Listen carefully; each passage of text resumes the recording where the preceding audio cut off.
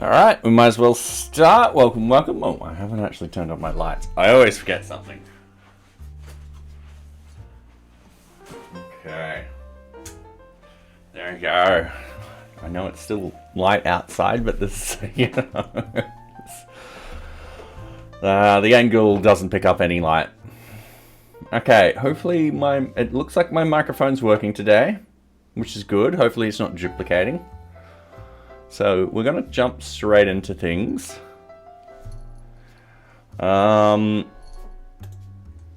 Yeah, just fixing bugs and documentation. So on the board, I've got the document, the NearBeach contribution process for pull requests. So we're gonna review that today.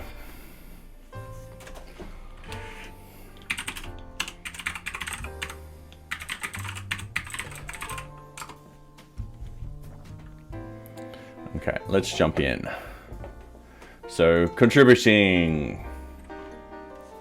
So, we don't have pull requests. Please fork NearBeach, get your changes in, and then submit a pull request. When submitting a pull request, please fill out the template appropriately. We have flagged NearBeach repository with hacktober test. So, yep, all right, cool. Not all pull requests will be accepted. All right, I think that's good enough. Okay.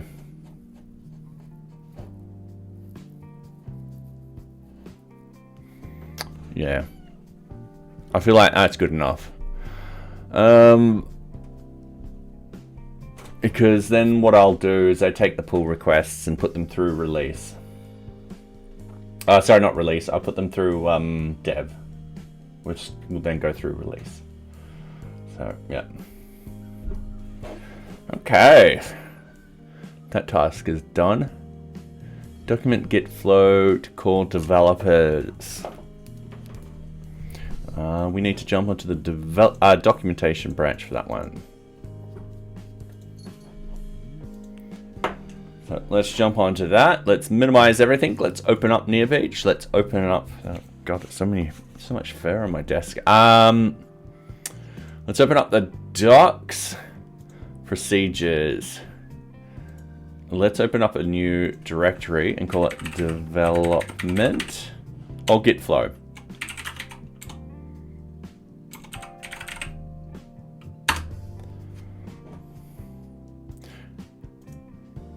And we're just going to put git flow.rst in here. I'm going to add this in. I do remember we've got to have dot underscore. All right.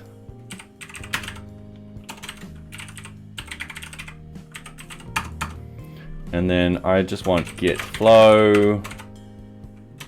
I think we do something like that. Yank that. Paste it in. Bob's your uncle. I think. Dot. All right, cool. NearBeach uses git flow for all its development cycle. And this is where, instead of rewriting what other people have done, we look up a documentation and we go, all right, cool, here's some information. So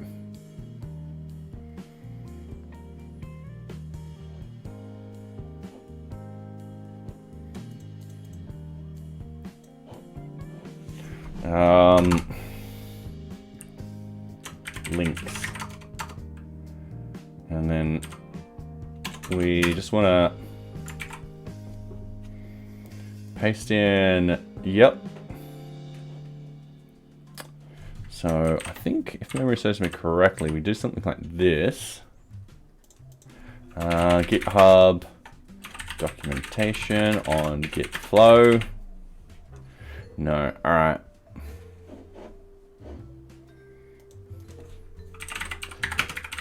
Hyperlinks.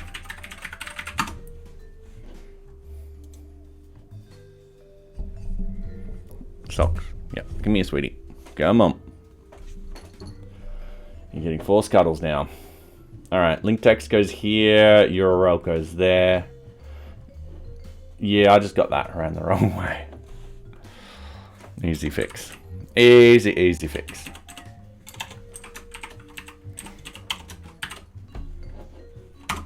Boom. Like so. I'm just going to copy that. I'm just going to paste it in, see what happens. Oh, wait, this isn't markup.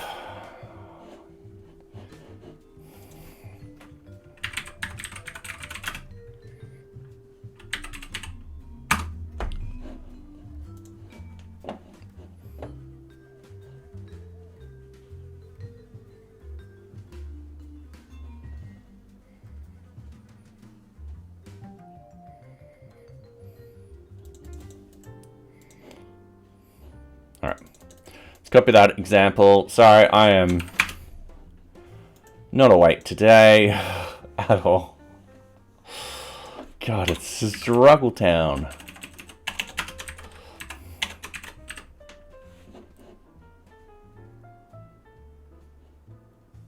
And hey, yeah, I'm doing good. I'm glad it's Friday. I'm just tired. I think it's just been a long week.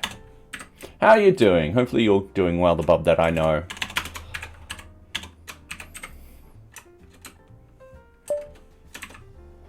Alright, and then hit that. Okay.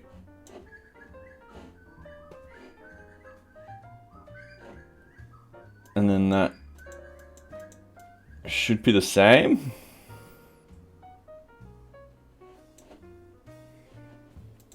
I might need to do that again. All right.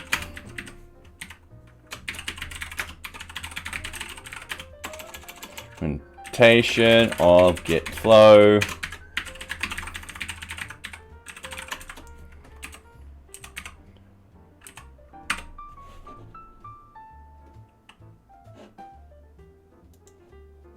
Okay.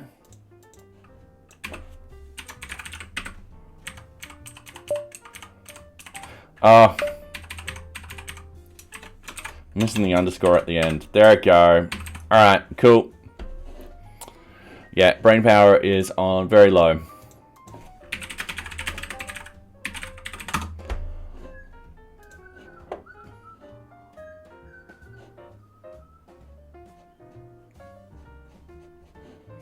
All right, I'm gonna copy this.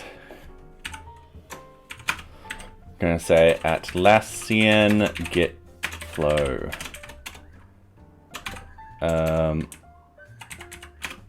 Documentation of git flow. We're going to paste in the everything like that. We're going to paste. Oops. We're going to do a couple of typos. We're going to finish it off. There we go. Perfect. Okay.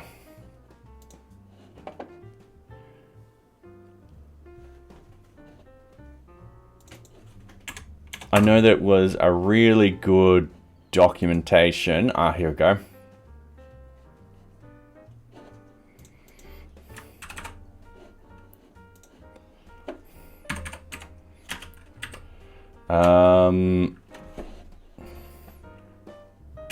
Just going to paste this in.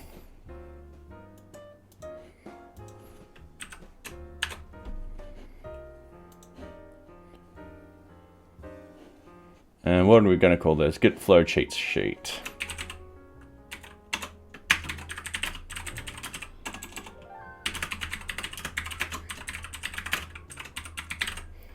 All right.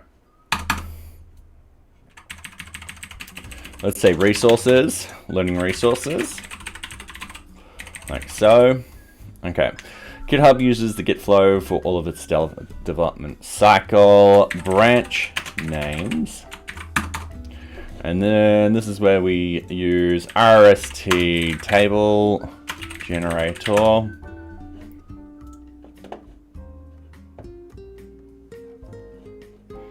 So what we want to do is we want to put in here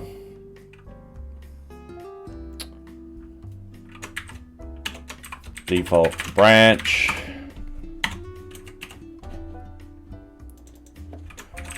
name in NearBeach.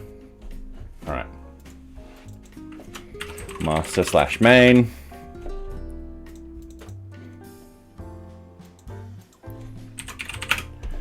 Default. We're calling it main.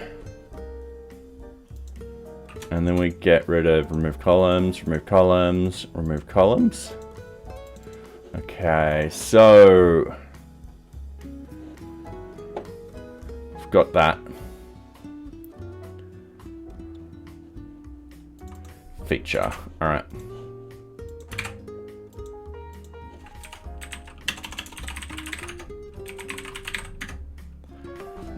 All right. Oh, develop. We forgot develop.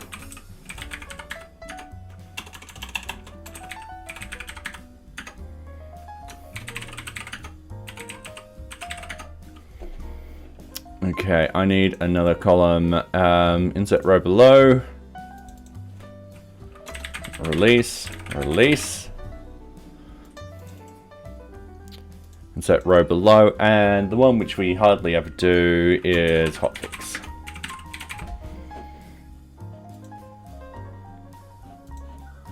I'm going to generate that.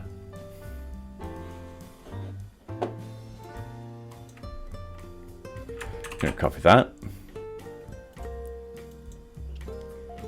And there we go. There's what it looks like. All right, cool. And then we're just going to do some quick things down here.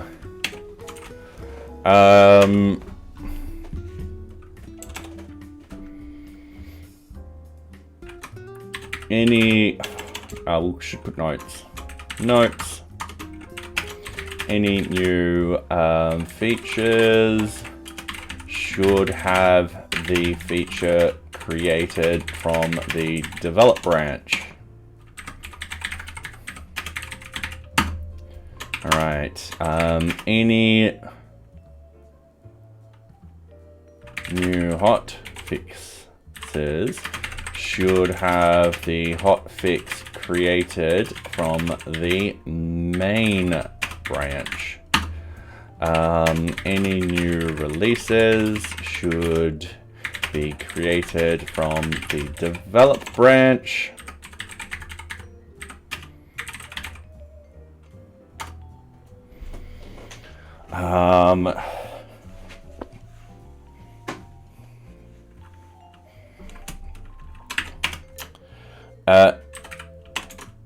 Any new releases will automatically trigger the...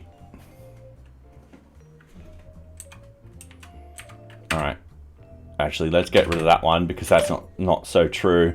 Any new releases will automatically trigger the GitHub actions and perform a release.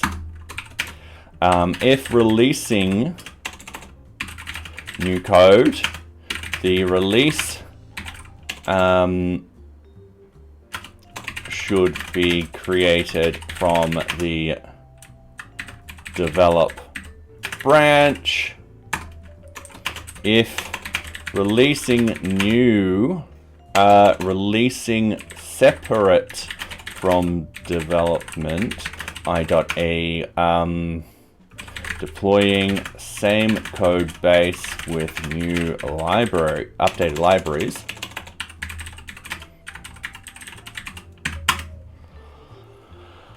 Then the release should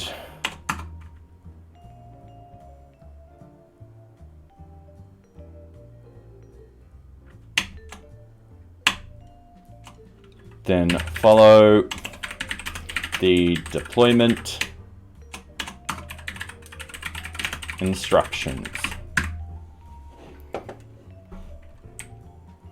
And it doesn't like that. I think it's because I've got to do something like that. There we go. Yeah.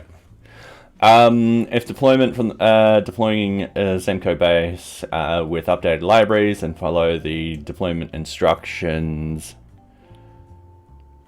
Yep, cool. Yeah, that's pretty much it. There's not much to this. I'm happy. And we've just got to make sure it's in the index.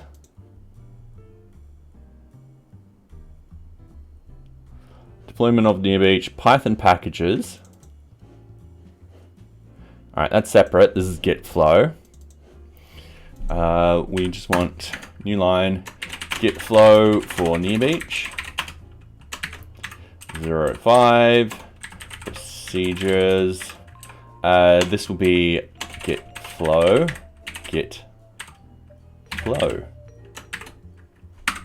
Just like that. And then what I do is we can compile this locally. So I'm just gonna shrink that down. I'm just gonna go cd into sites NearBeach. We're gonna go Sphinx. Oh, I need source VM bin activate. I need Sphinx build a doc temp my docs. Yep. All right. Cool.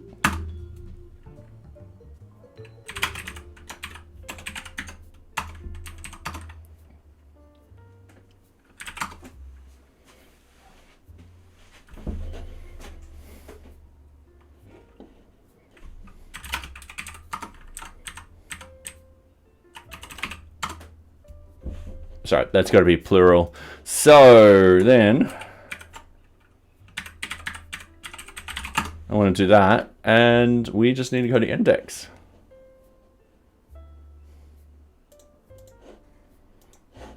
All right, it doesn't like that.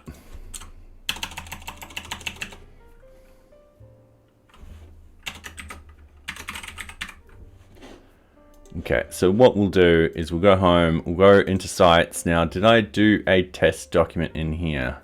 No, I didn't. So sites, sorry, and then test docs.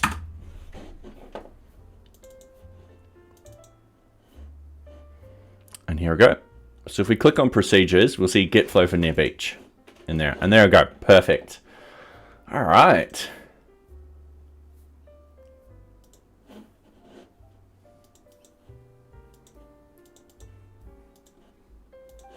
So I'm going to push that. Oops. Oops. All right, clear. Git status, git add, docs, git status, git commit. Update docs to include NearBeach git flow procedure. Cool, done, easy. All right, document git flow for core developers done. Okay, sorry, I'll take a photo. Just give me 2 seconds.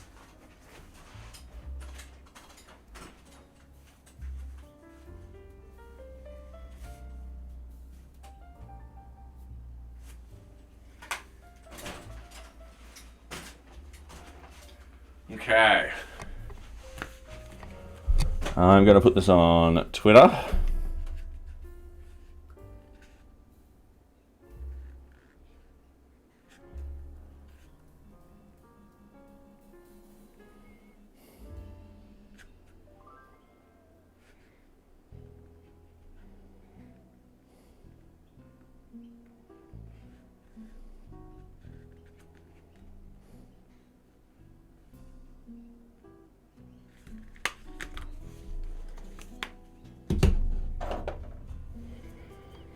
Okay. Nope, wrong side, wrong way. Yeah, my brain's not turned on. All right, here we go. So we've done the document for that. We'll just check that off. What I'm going to do, copy image. Can I use XeDraw?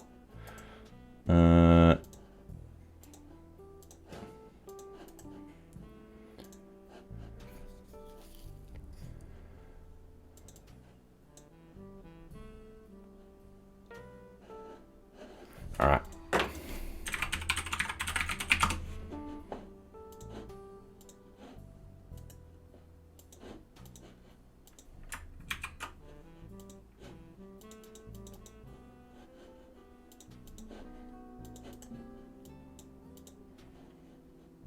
Oh, don't say I've got to close this all and then reopen it. Nah.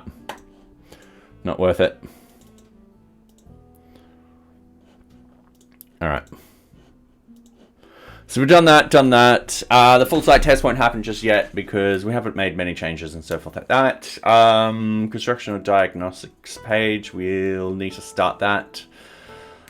We can probably start that tonight. In fact, implement end-to-end testing into Circle CI. We've got to plan that out. The one problem with the end-to-end testing is I need to get a server up and running with known values in it and so forth like that. Now I can probably self-host it and then have it so that at midnight every night it just resets it back to a known state. That could work perfectly fine. However, it might be easier to get it done in Docker. Get that sort of set up and then have the end-to-end tests tested out and so forth like that. Might be one of those cases where I don't know how plausible it will be at the moment. And that end-to-end testing should actually happen when I merge everything just before a release. So, yeah. Implement custom user tables and documents the requirements for this to work. All right, cool. So we do have something, a GitHub issue.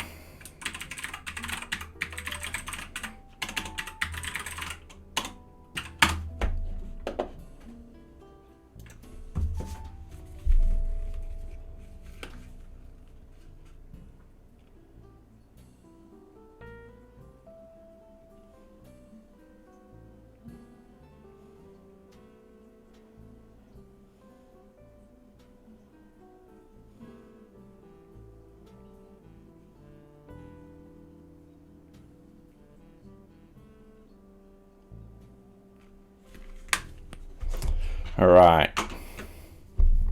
So we've got this,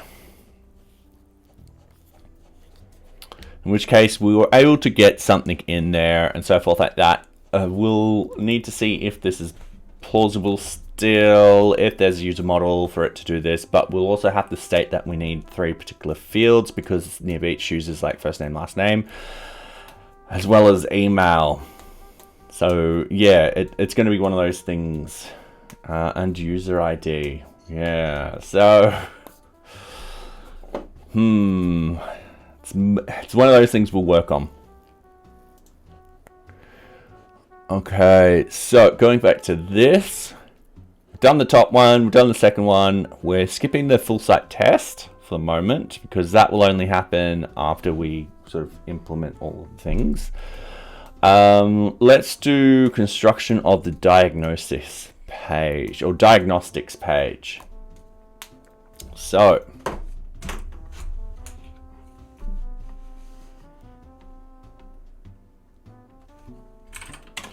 let's go to our production. New features for NearBeach.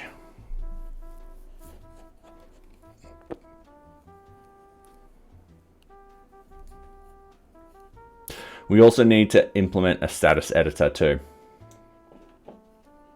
And we've got to implement the NearBeach sprints. So I've been thinking about the sprints quite a bit. Also, before I get distracted, let's also look at our blog and see what we wanted to get done this month.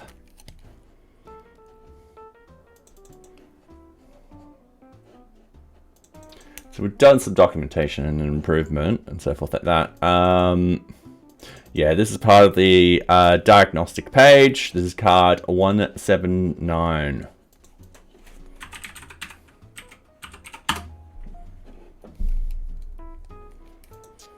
So,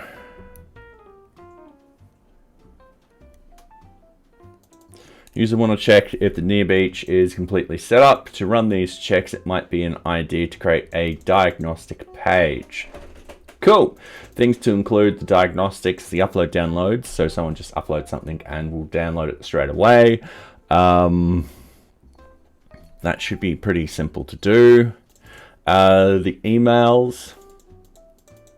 So sending out an email from the system itself. Now we only do that in one place, and that's currently for the login. So yeah, that's going to be something. Database connection. Django test database connection. I feel like that's just going to be straight up. You can't do that. What you need to do is start the application. If it is not connected, it will fail. Otherwise, you can try the following.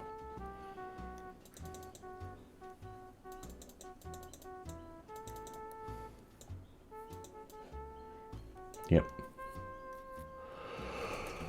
I feel like getting that database connection. No. CDN connection. No, that would be literally checking the network thing.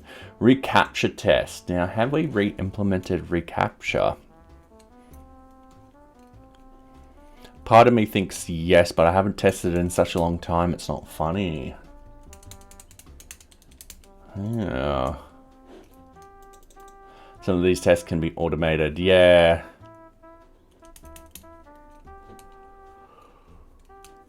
So what we want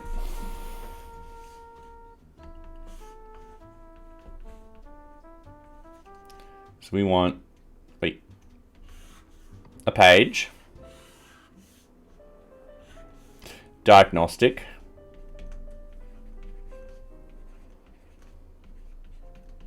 testing. We then want to split this up into email test. And that's just going to be a simple add your email, hit test. Nothing hard. The upload/download test.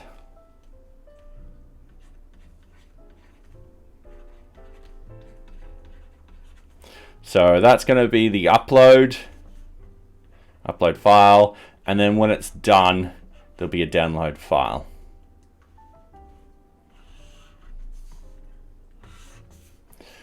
What other things did we put in? Checking core configurations. All right. So core configurations, there'll be configurations. There's going to be blob storage.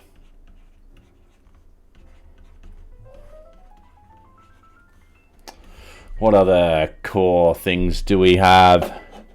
Actually, we can go to the NearBeach site and actually go self-hosted. So for this, we will have the SMTP.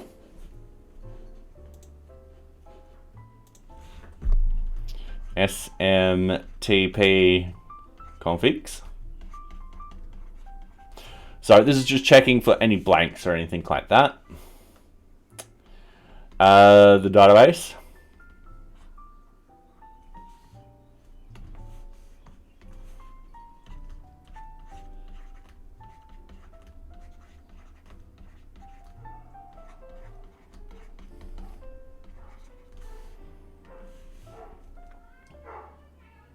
Oops.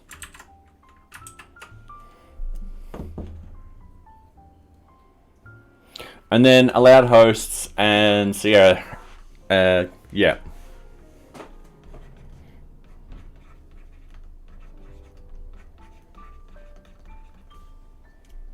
I'm just going to move this down and CSRF hosts. So it shouldn't be too much on this tab. So if we were looking at this, we'll have one component.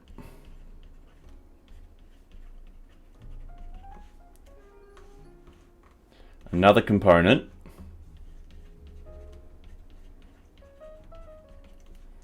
and the final component.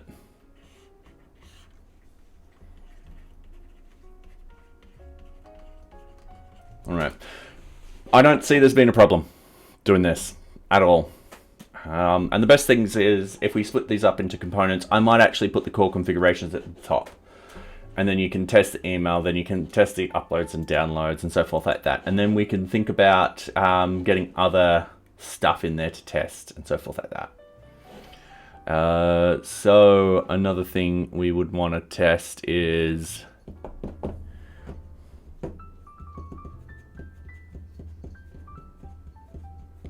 well, I can probably do the CDN, but people won't be able to get to this anyway without the CDN. So I think the CDN is an obvious, don't need a diagnostic tool. Mainly because if you can't get to the CDN, you can't get to the JavaScript and all that kind of stuff. And there's no way I'm coding this into one giant Python type of thing. So I'm going to close all tabs. I'm going to check out our development branch. Actually, I'm going to open up the terminal. I'm going to do a git pull. Git branch, just to double check that I'm on the develop. Git flow feature start diagnostic page. All right, and there we go. We're starting our feature. Now, straight off the page, I am going to create a new view. It's called diagnostic views.py. I'm going to add it to Git. So straight off the bat, we should need from Django.http.request import http request http. Oh, we don't have. I've forgotten. Ah, it's just http.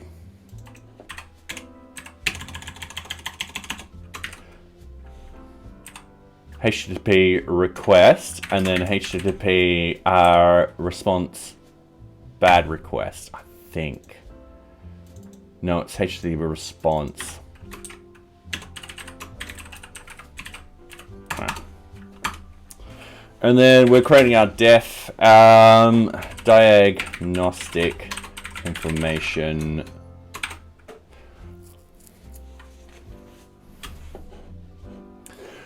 Don't know if I want to call it that.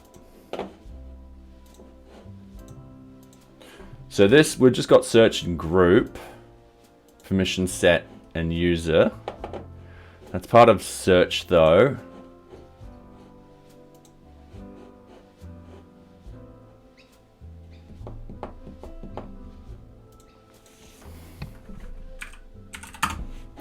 I don't have localhost running.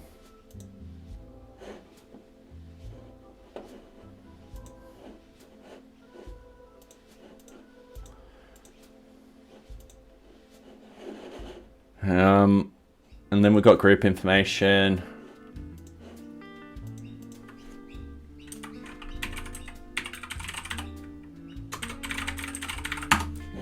I think diagnostic information would be good. All right, and we just need the request. At the moment, we're returning HTTP response, and it's going to be hello world. Nothing exciting. We're just getting this up and running. We need to play with the URLs. So we're going to scroll all the way up because we like our alphabetical order. So this is diagnostic page. So path is going to be diagnostic information, diagnostic views dot diagnostic information, and the name is going to be diagnostic information. All right, cool. Up here, we're going to put in like so, and we should just close that. Actually, no, we'll need that open still because we'll need other paths and so forth like that. So this should just work.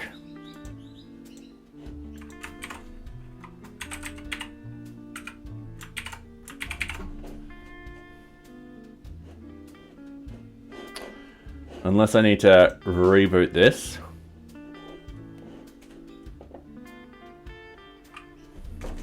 Just give me 2 seconds. I'm writing down a note.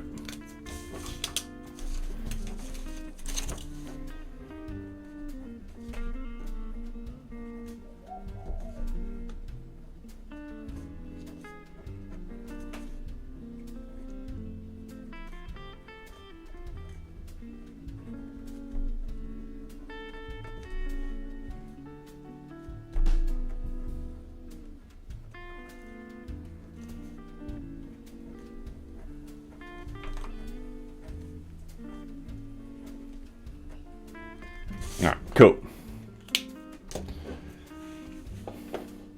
Gonna hit refresh. No. Should be there.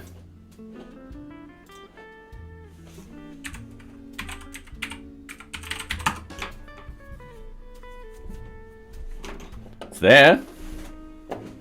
Just gonna hit stop.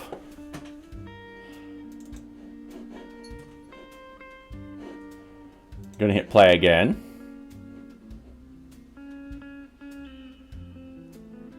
And hey RJ, how are you? I hope you're going well. Yes. Let's give Socks some treats. Actually, I better do this just because I'm picking up the camera. Some people might be like, just from me grabbing the camera and throwing it around like there's no tomorrow. Alright, Socks is here. She knows what's happening. In your bed. Shoot, where did I put the treats? Give me 2 seconds. I'm going to get the treats from the kitchen.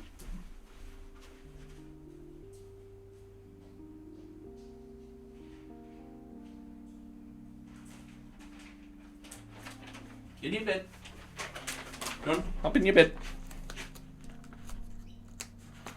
Properly. Completely in your bed.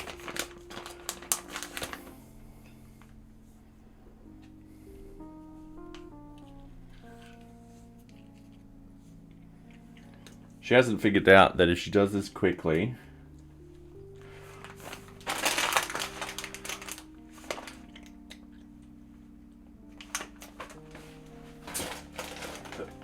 yeah, she hasn't figured out if she does this quickly, the quicker she gets the treats. You're doing good? Oh, that's great to hear. Just nasty wet weather in England. Ah, damn. Yeah, it's been, as you can see out the window, it's been rather nice here. Not trying to rub that in with the view. Yeah. As for me, can't complain, just a bit exhausted, really. I need a holiday. I think I seriously just need to go somewhere for 3 weeks or something like that. So, yeah. Are you going to stay in your bed? There you go. Alright, how's your day been so far?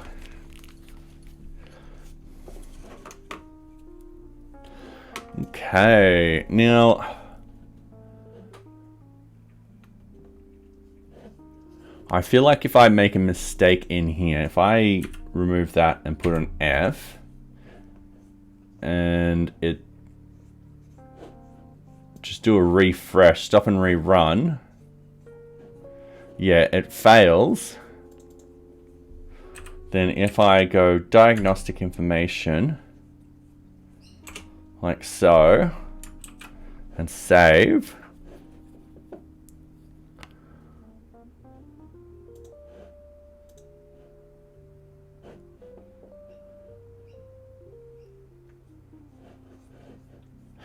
Issue occurred connected to the S3 bucket, please file. Oh yeah, alright, cool.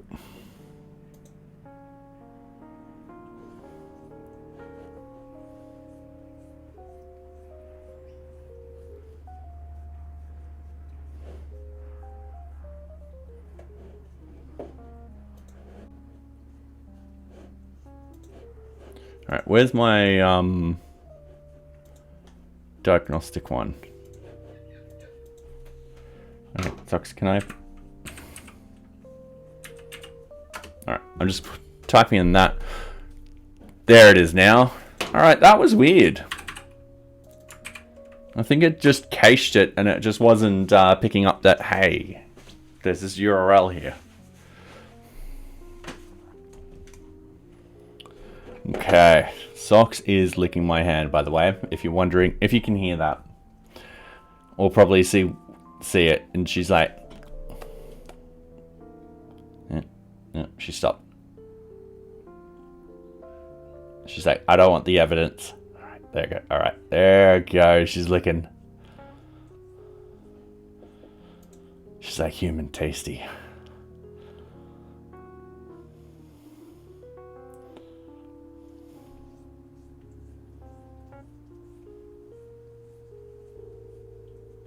Just some relaxing, I don't know if you guys can hear that. The relaxing licks. Alright, so diagnostic page is working. We're happy with that. And what we can do is we can do some other URLs. So def diagnostic send email.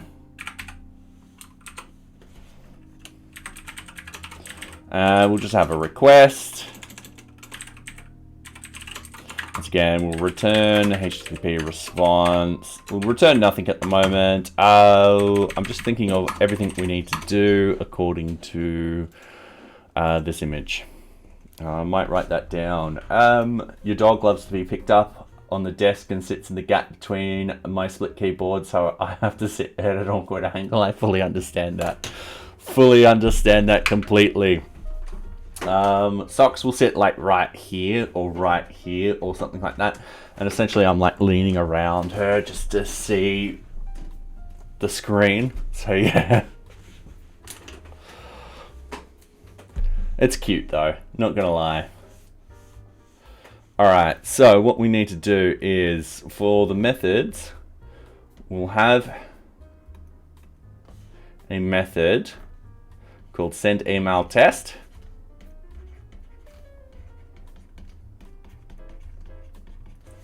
As for the uploads and downloads, ooh.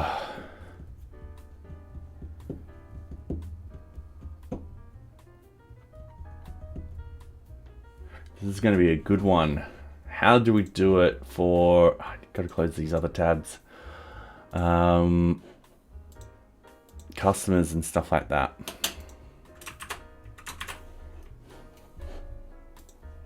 Now this is going to fail. I haven't fixed up my CPU yet. I've got to tell my BIOS to allow the virtual stuff again.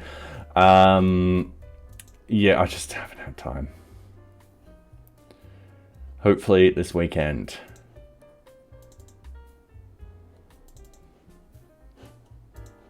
Okay, so update profile. Okay, so I've got a custom thing. So upload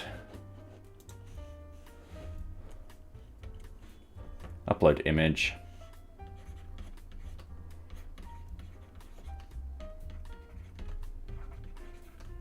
Test, and we'll make it an image test. And usually he only does it so he can look out the window, nothing to I've actually, I'll move the camera before doing full screen. I have a window bed for Socks, and she absolutely loves it. She's on there constantly, apart from whenever I'm talking, and she thinks she's going to get treats. Alright, so once we do the upload, we need to download image test.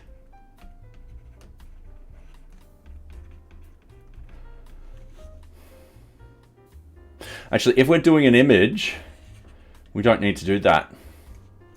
Now that I'm thinking of it, what we could do is we can show the image here and then be like, you should see the image.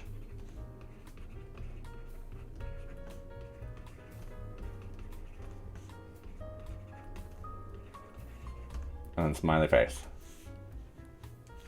As for the component, all right, get config.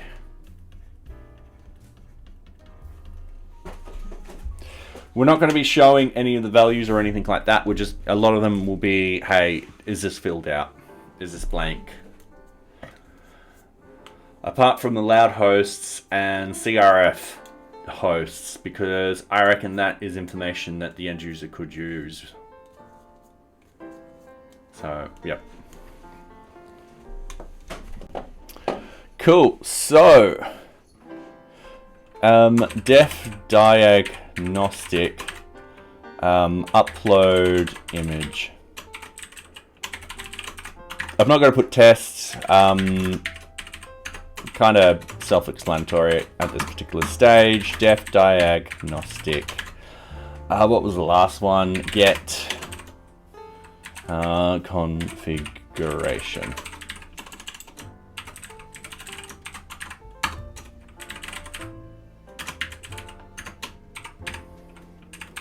All right, cool. I think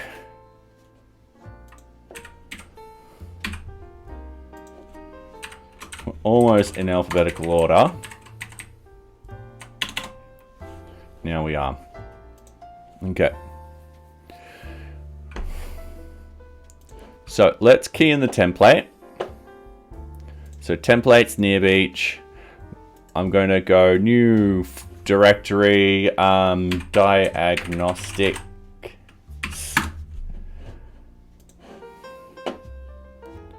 And then we're just going to have diagnostic information.html. We're going to go add, where we're just going to do a quick grab of this. All right, there's nothing wrong with doing that.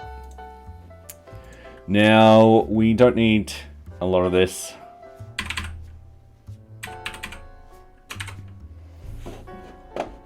And now we just need the diagnostic stuff. Now,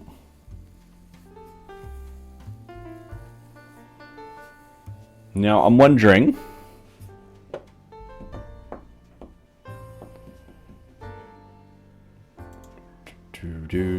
sorry, I'm just thinking out loud at the moment. There's certain stuff we can pass down, or we can get it so that it gets it via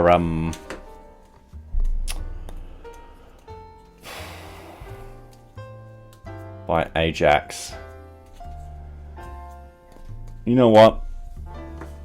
I'm going to say no to the Ajax for the get config. Because what we're sending is a lot of true false. Nothing too wrong about that. And the allowed hosts values, which should be this address. We're going to block everything so only admin administrators can actually do this. And once again, the database configs. Yeah, it should be true if they're being filled out. Okay.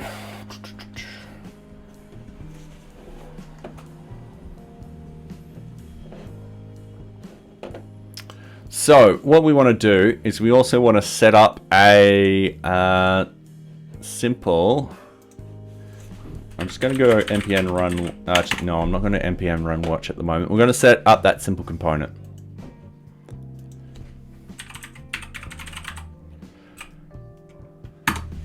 So diagnostic.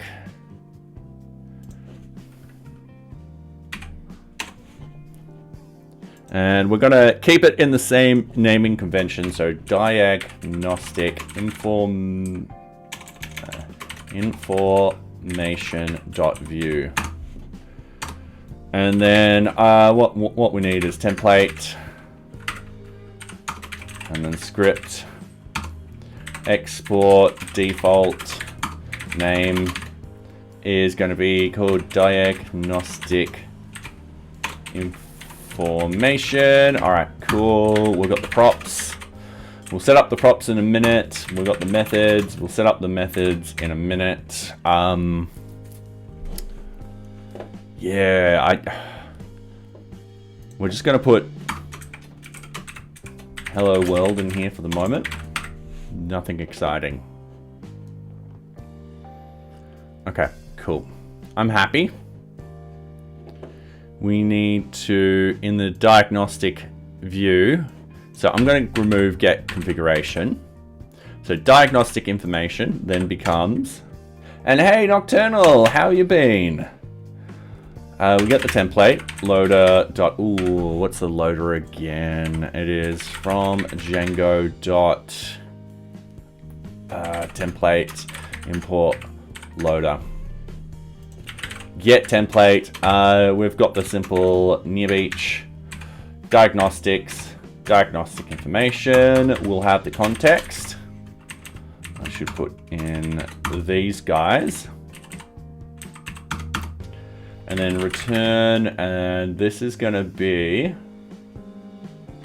HTTP response, and it's t.render see something. You just woke up, mate? No, I woke up ages ago. Sorry, dad joke. Terrible, I know. Absolutely horrible.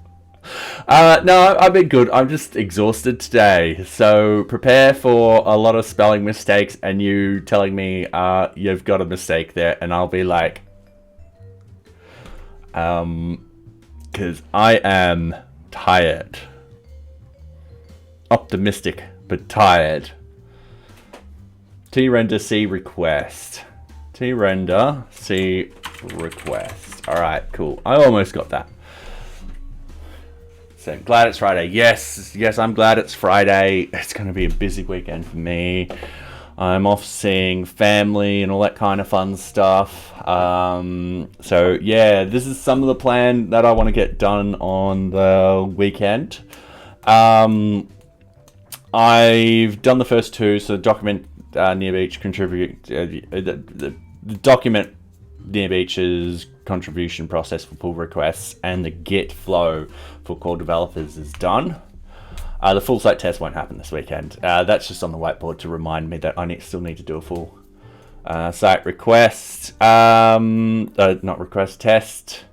We're currently constructing the diagnostics page. So yes, with that, and feel free to chime in with any more ideas. This isn't going to be in this sort of order. We've got an email test where I'll test it. If there comes back an error, I'll tell the user that there's an error. The upload download, a simple upload. The person will upload an image and I'll just show them the image. And then be like, you should see the image now. If not, there is an issue. Or if it fails, it will pop up with a sad face. And then the core config, which most is just going to be true false, meaning if they're being filled out or not. So some of that would be for the Azure blobs, or the S3 blobs, or the database configs. And then the allowed hosts and CSRF hosts. So yeah, that's all I can think of at the moment. I don't think... I can't think of anything else at the moment.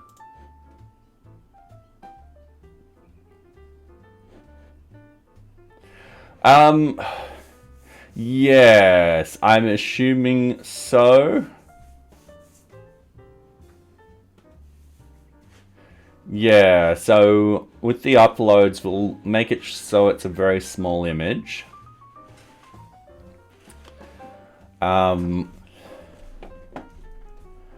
Yeah. And we can always use the... I think we can use the same UUID. So if we have a flat UUID, but the problem is then other people will be able to get to that UUID. I don't like that idea, actually, now that I think about it out loud.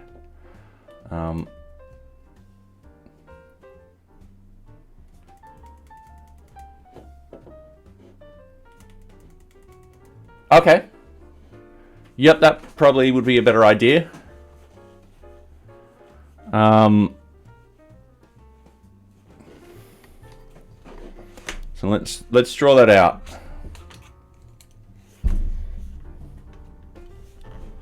All right, here I am.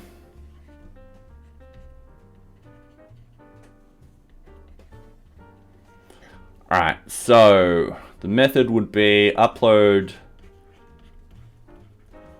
image. I'm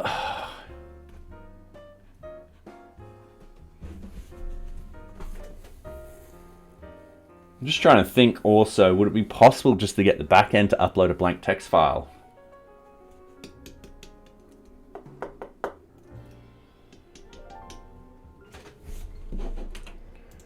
All right, JavaScript upload blank file. All right, upload, file upload empty on submit. I'm trying to upload an image using Axios inside an object. I can get the file doing new form data. How do I upload a file in an object combination with JSON data? Solve by converting the file into base. I actually, with a UUID in it. Well, in reality, we're testing uploads and downloads. So let me just scrub that. Let's need once. I am that tired, I tried spelling want with a H. Once. Alright, so what we want is one, verify uploading doc. Alright. And then two, verify user can download doc.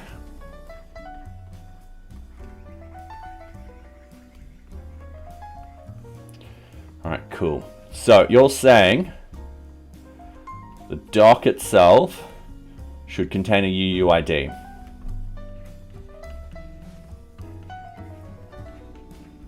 I'm going to say random UUID.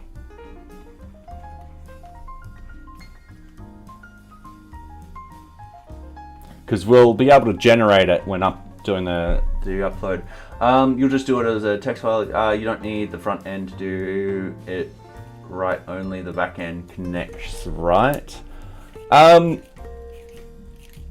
Potentially yes, but I might send it through using my method. So yeah, I do need the front end to do it. I don't want to do a custom sort of thing. Actually, no, I could do a custom sort of thing.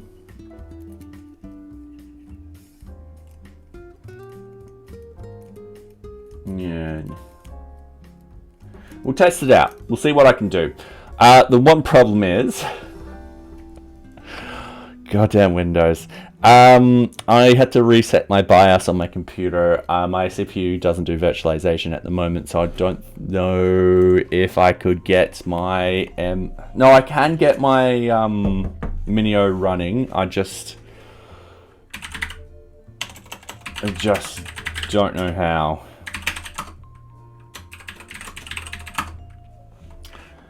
And hey, RJ, growing up always wanted to, sorry, my brain's just decided to switch off. Growing up, I always wanted to spend, went with a H, spell went with a H. Yep. Well, now you can. Just remember, I popularized it. It's the only thing I made popular. Oh, that's just a hello world.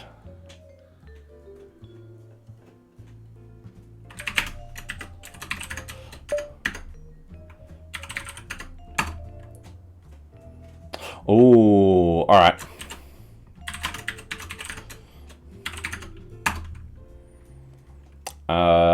Docker compose up.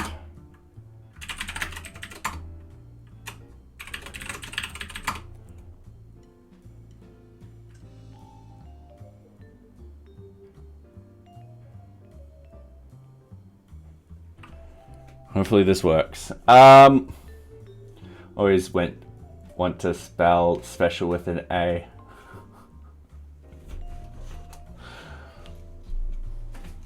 You'll definitely have a lot of space if you do that. Another terrible joke. Thank you. Thank you. Here all week.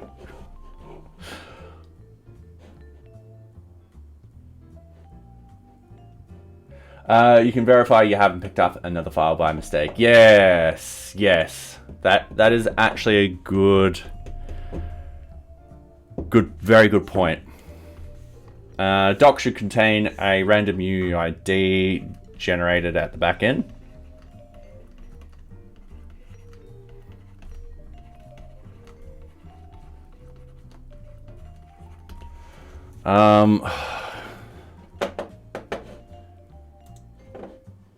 That's assuming I can.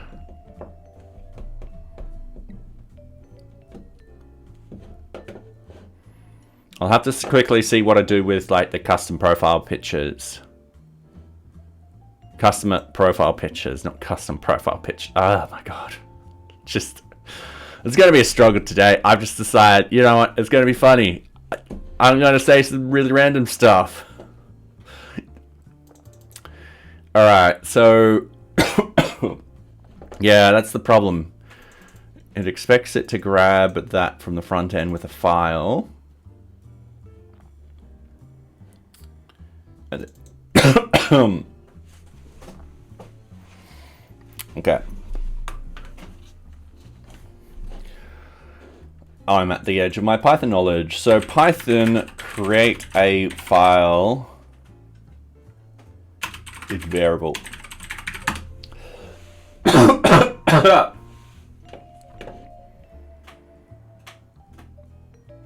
No. I don't want to write to a file. Essentially what I want to do is I want to replicate this step.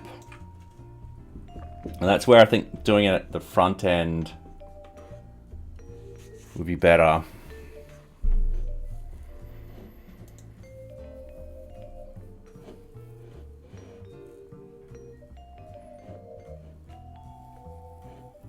Because I don't know the structure of that. That's the problem.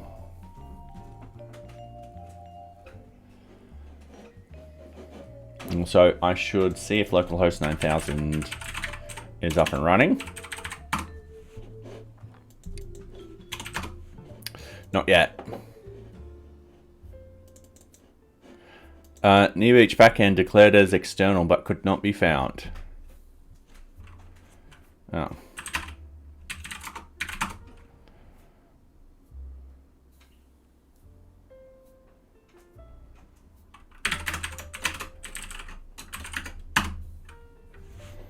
Yeah, the one problem I have right now, this is like, no, KVM is not enabled on host, cdoc, yeah, and I'm like, oh yeah, it's because I turned that frickin' thing off just to see if I can install Windows, but no, that wasn't it.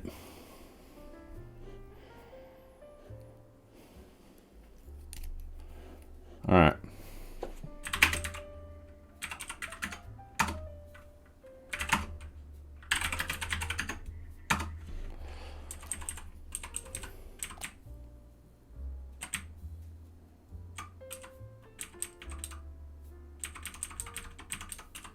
And we've got this set up as NearBeach backend. I'm just gonna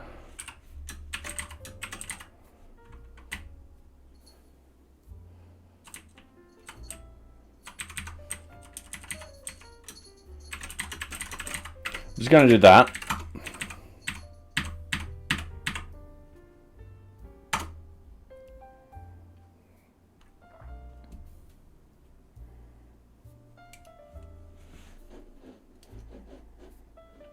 Alright, that didn't complain. There we go. We don't have a bucket, but that's fine.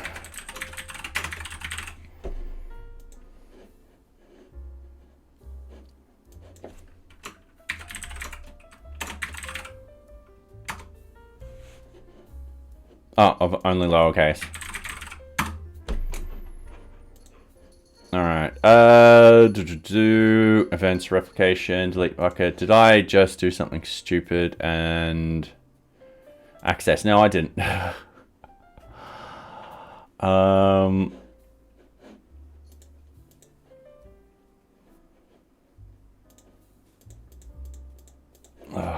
I've forgotten how to do this.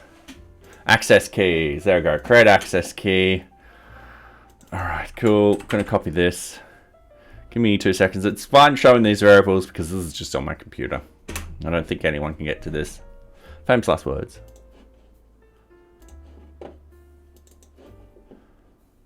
AWS.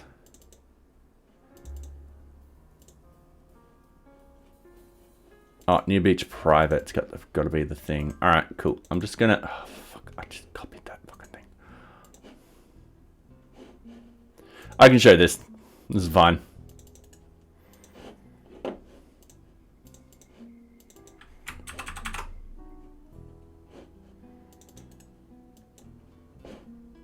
Now the bucket.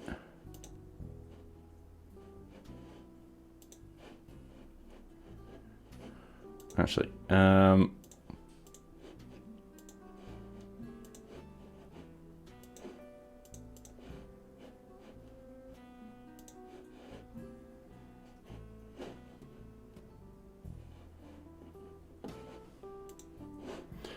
am so tired. Buckets. This is bucket. It's going to be called NearBeach. All right. Hey. How do you ensure your environment variables don't pop up on screen whilst you're streaming? Well, in this sort of case, this is just my local sort of stuff, but yeah, that is very important. As for security sort of stuff, usually if I accidentally dox anything, I don't make a big fuss about it, and I tend to delete the stream after or depublicize it. In this sort of case, yes, Nocturnal's 100% correct. I only have local stuff on my development. So I've set up my whole entire computer that this particular development streaming profile. Sorry, let me rephrase that. So my streaming profile is completely different to my personal profile on this computer. So I purposely log out of the personal one, log into this one, and only this one has local credentials put into it. I don't have any of my Azure stuff on here or anything like that. Yeah, so I'm not worried about you guys seeing this because this is my local host. And if you type in my IP, you'll see my IP. So yeah, it is a bit of a serious question. So that's how I mitigate a lot of it. The other thing is I tend to, if I think something is going to happen or I'm going to log into a system, I'll do this. The reason why I'll log into a system like this is because fucking LinkedIn was like, hey, is this your phone number? Is this your address? So yeah. I've also got to remember that whenever Socks is here, my cat, and I'm typing in my password, not to do it.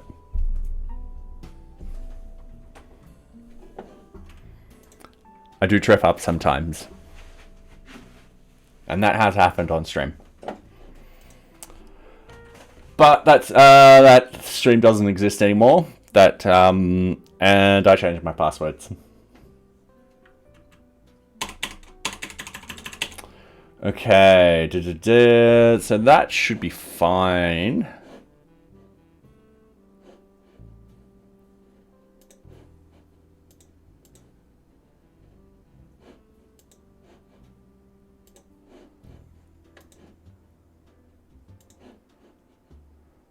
All right, just wait. Documentation. I feel like I'm missing something here. Something's annoying me. Something's like, you've definitely missed something. So we need access keys.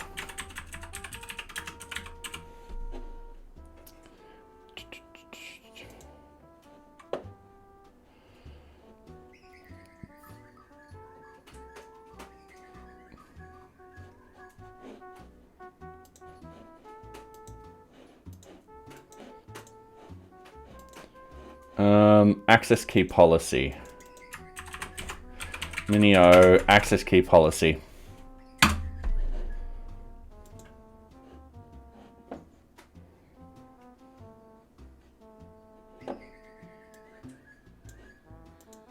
Just going to copy that. It's been a while since I've set this up. So allow action name. I don't think that's it. I'm just too tired to even remember. Allow list bucket.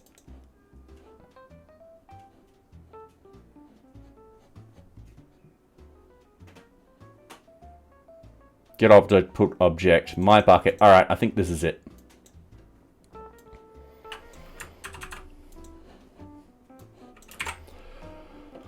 So, list bucket, yep, that's perfectly fine. All right, resource, yada, yada, yada, my bucket, that'll be NearBeach. Yeah, whatever. Get object, put up object, and then NearBeach. I'm assuming that's correct, Nocturnal. Actually, I should leave it on screen for a little bit longer.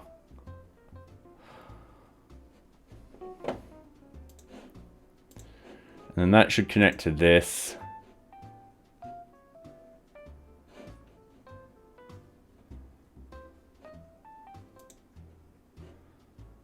Policies.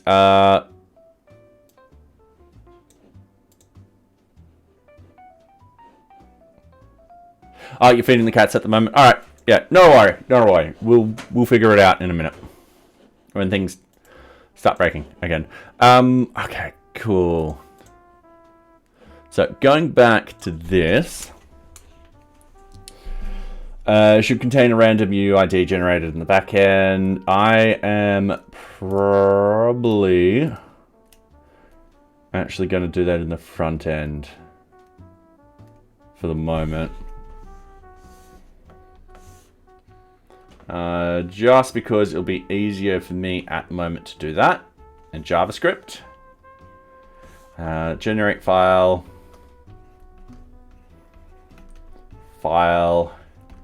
using base64. All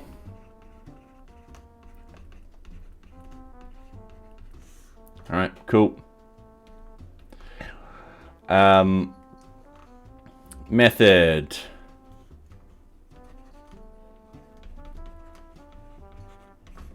Okay, 1, user clicks button.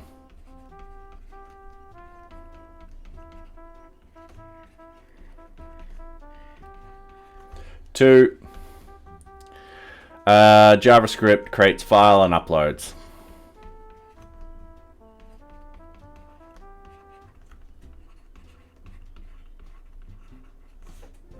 3, user told to download file.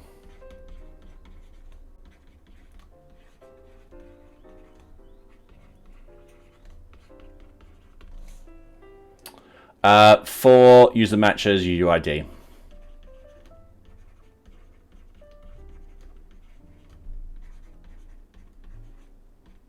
Which is going to be randomly generated. And I think that's a good sort of method. That way the user doesn't have to prepare a file to upload and all that kind of stuff. So, yeah. Alright, getting back into this. I've closed everything because I am having a smart brain day today. I'm going to put in, what did we call it? Diagnostic information, and we're going to leave it like that. Okay, we should do npm run watch. Now that we haven't finished everything yet. We need to go into our source, our JavaScript, our app, and our components. So diagnostic will belong here.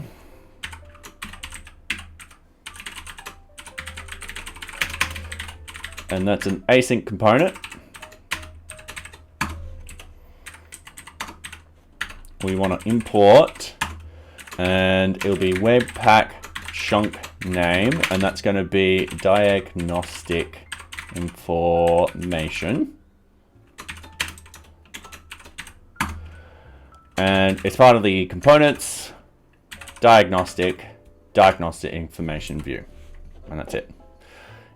We can close this one now. With the app itself, we want to go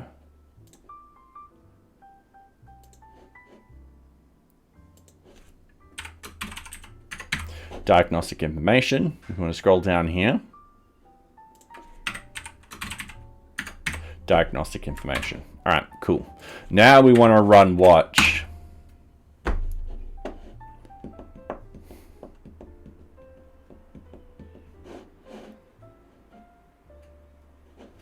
All right, cool.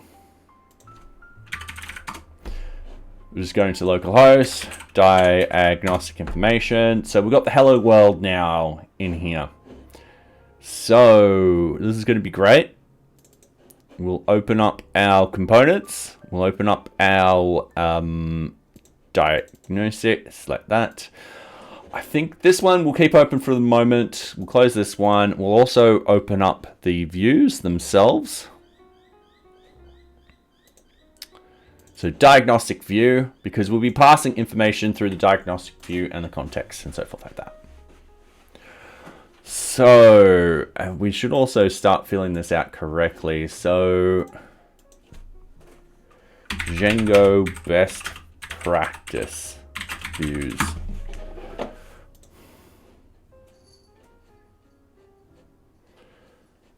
All right, the pattern.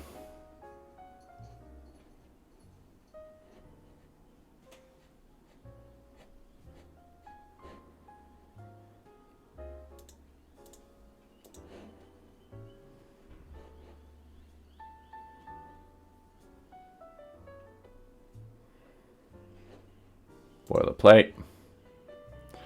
I don't have the comments. All right. Django def comments. I know how to add that, but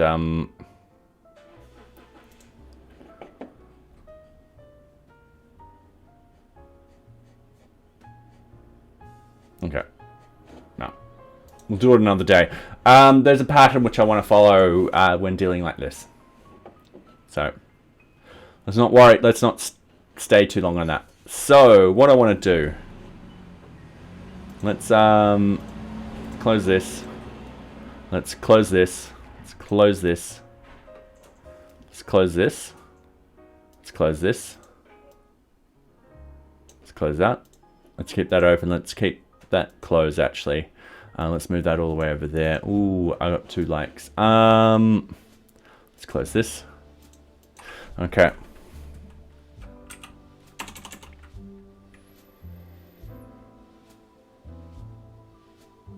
Bootstrap. Get bootstrap. Modal. Oh, no. Not card. Yeah, card. Example.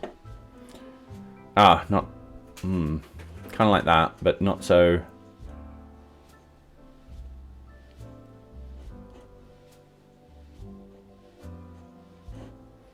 Tell you what, let's just do this the simple way. Profile information. So yank 102.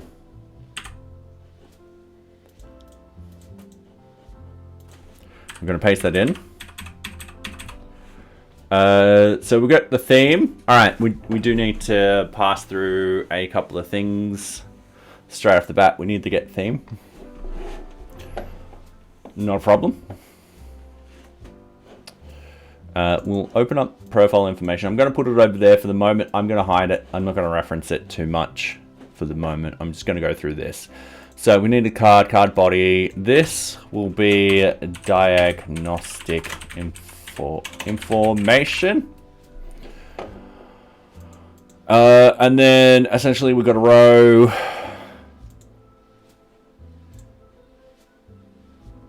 We delete all of this. Delete all of this.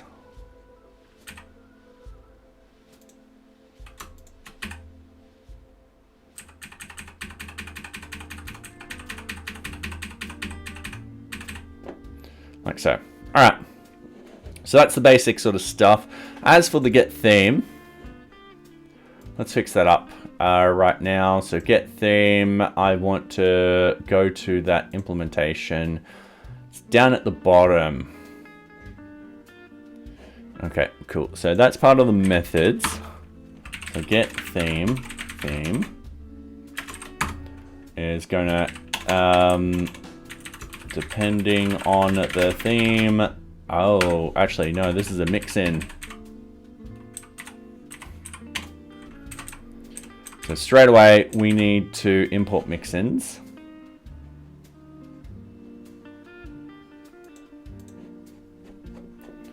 I'm trying to think what mix-ins we need to import. We don't need the validation rendering. So mix-ins, this is import get theme mix-in from mix-ins, and then get theme mix-in.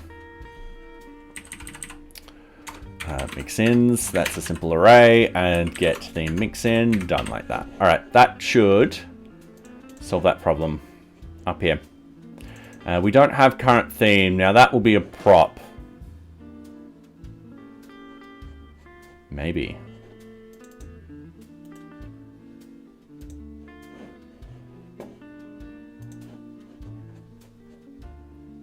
All right, hang on.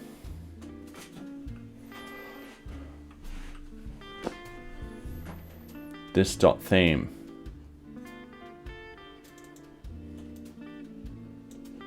The profile information. Yeah, all right.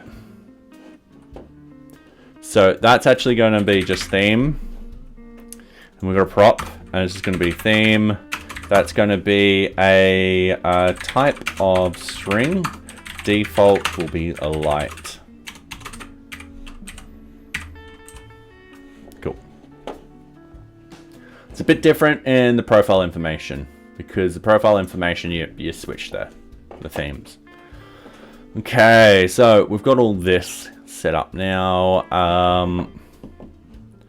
What we also need is, if we go over to our drawing again, we've got core configuration. So I'm going to put core configuration. It's going to be type array.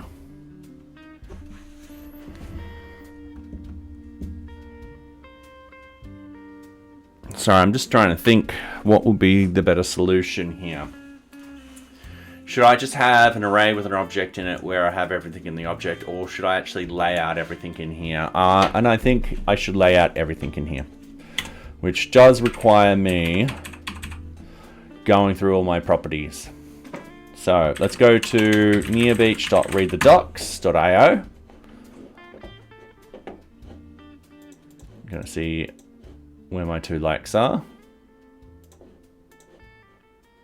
Yep, good. So, quick install with Docker.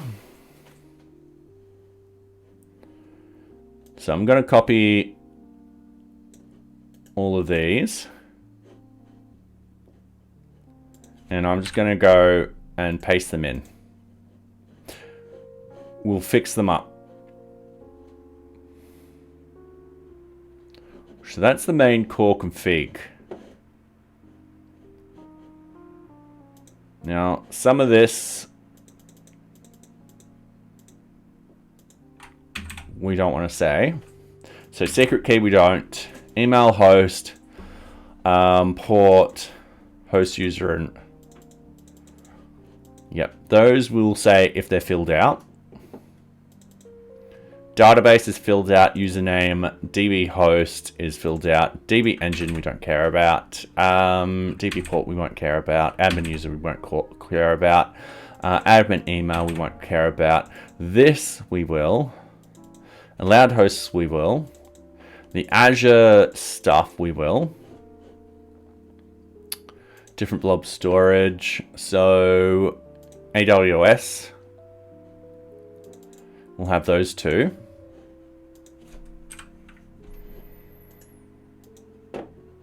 Like so. The mini-o will be the same.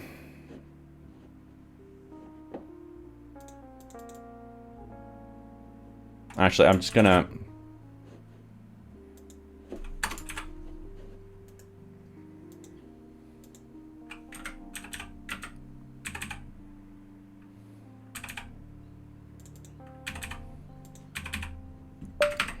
All right. AWS key ID.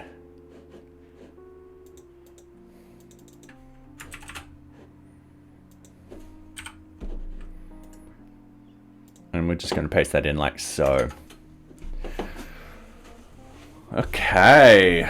And the next thing I'm going to do is I am going to actually cut that out of here. I'm going to go to this. And go, okay. I'm just going to paste text. Ugh.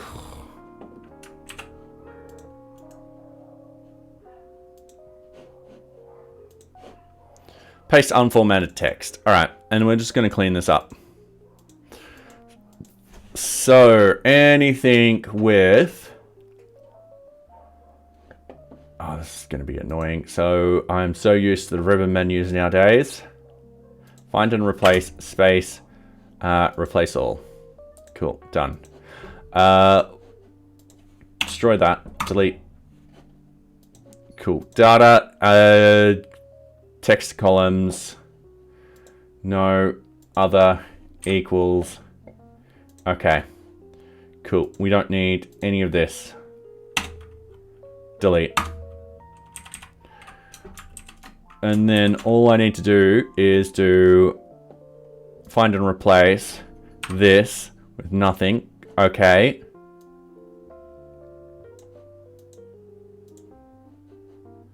Sweet.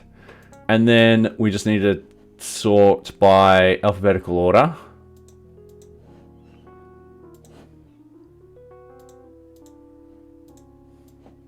And then we just copy. We shove that over there. And we paste in.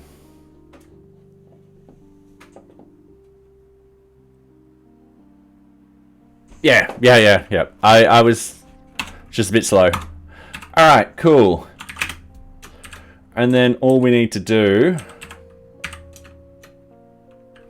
just add that last bit on. Oh, I can do this manually because we need to talk about this anyway. So there should be a boolean because we're not default false. We're not giving out what they really are at all. And then this, and I've just realized we've got to write this in a proper form, so the proper thing. So this would be so this will be AWS access key ID.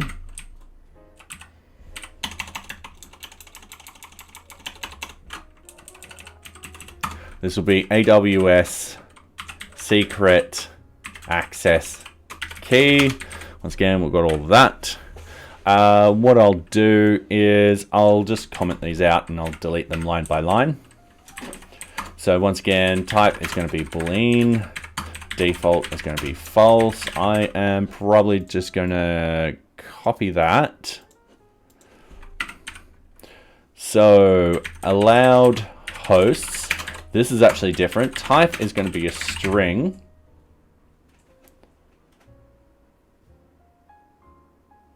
Or should we have it as an array?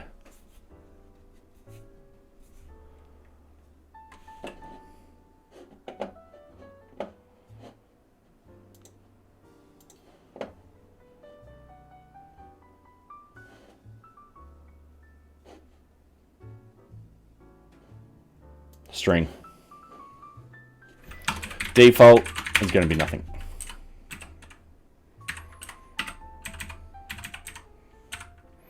AWS S3 endpoint URL. Oh, yep. No. Type is going to be string. Default is going to be nothing. Allowed host should be an array. It's It's a strong that you split. All right, cool. We can make that an array. This allowed host. Then we've got to do the same with allowed hosts. No problem. Easy done. Endpoint URL actually is a string.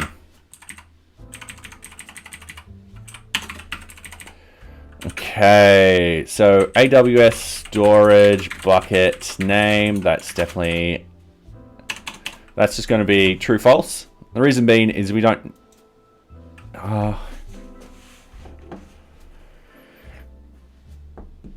thinking as a security sort of thing, nocturnal.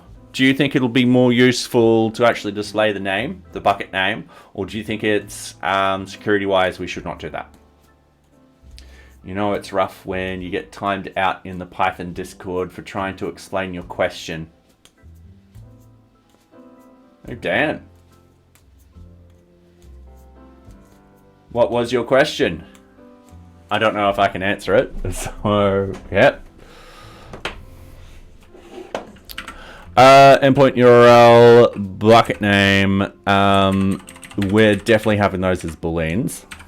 So Azure storage connection string. I don't know why I keep filling that out when I've got a paste. Speed things up. Azure storage container name. Gonna paste that in. Probably a good idea to get. All right, cool. I'll keep that as a boolean, and it just flags that it exists or not. It's not a complicated question. I'm just a newbie. I just don't know how to properly explain it. Well, I've got a Discord. You're more than welcome to ask the question in. So yeah. Oh, sucks. All right. So we've done that one. Container name. Trusted. CSRF trusted URLs. Now this is going to be type array. Default is going to be empty string. Yep, I did the proper thing up there. DB database.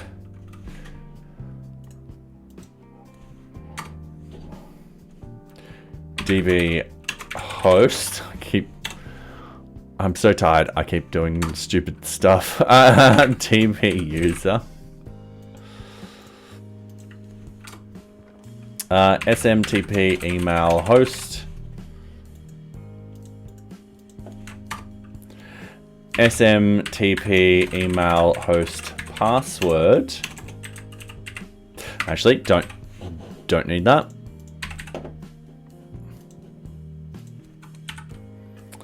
SMTP email host user. SMTP email. The email port. Yeah, might as well.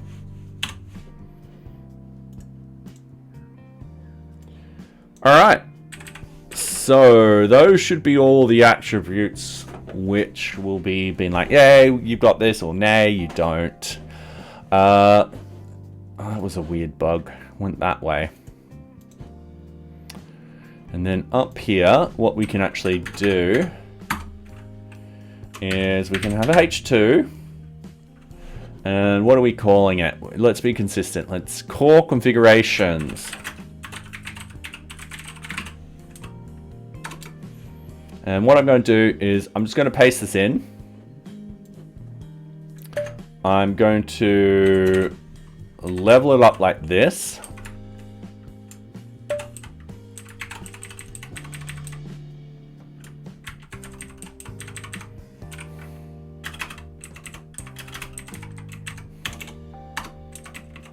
I'm going to fix this up because it's going to annoy me. Alright, so we've got AWS stuff.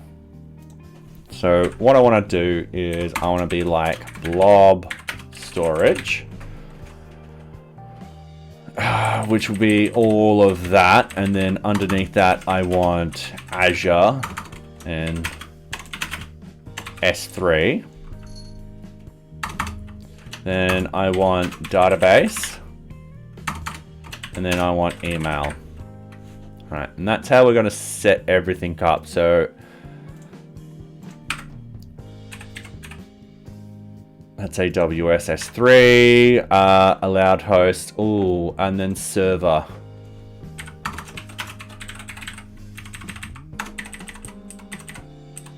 Which will be those allowed hosts.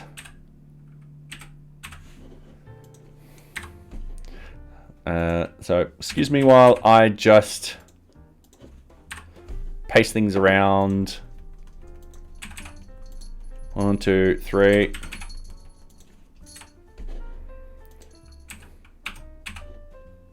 All right. So yeah, that's how we're going to have it laid out. Pretty stock standard, simple sort of stuff. So core configuration, we'll have H3, blob storage, H4, Azure, and then I just think it's a simple table. At this particular point in time, just a simple table. It doesn't need to be fancy or anything like that.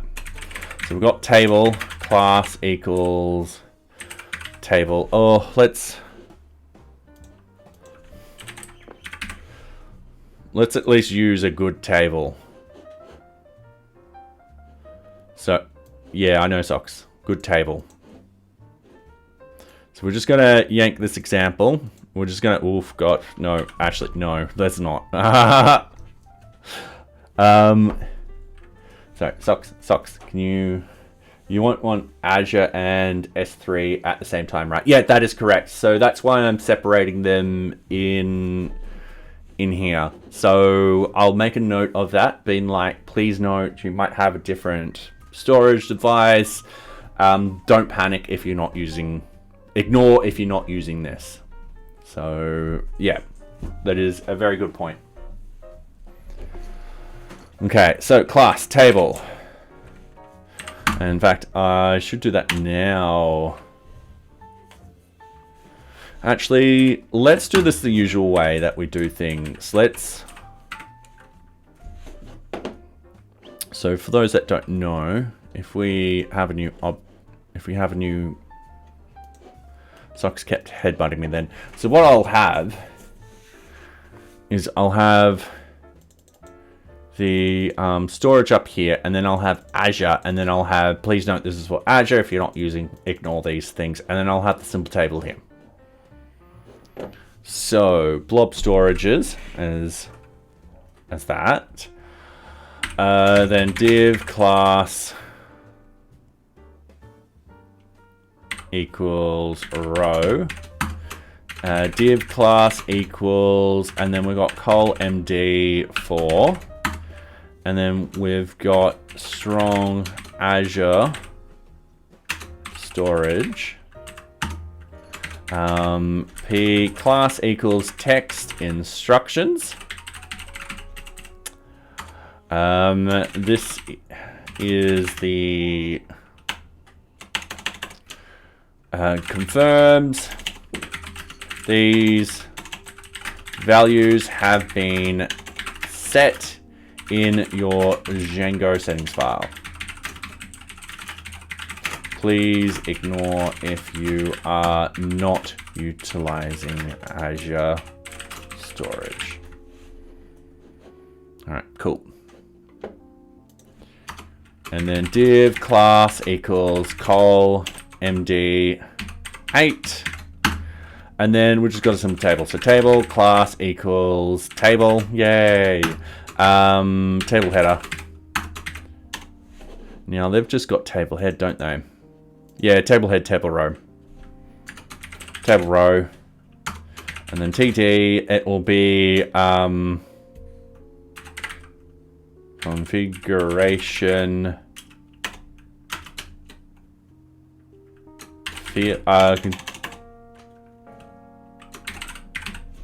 configuration field.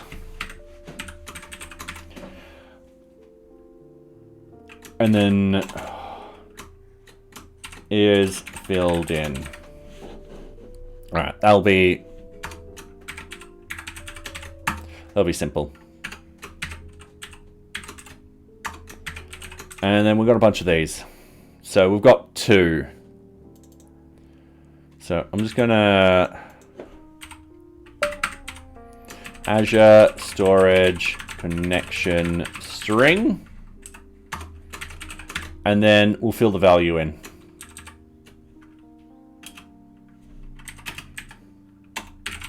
Oh wait, it will be Azure Storage Connection String. Like so, tr td Azure Storage Container Name, Azure Storage Container Name.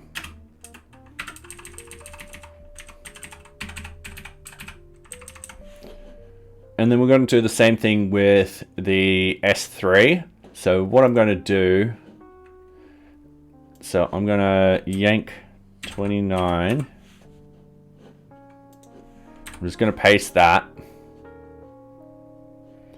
So blob storages, Azure Storage, yep, that's fine. Then S3 /R2 /minio storage. Confirm the values have been set up in your. Please ignore if you are not utilizing either S3, R2, or Minio storage solutions. Right, cool. Configuration field is filled in.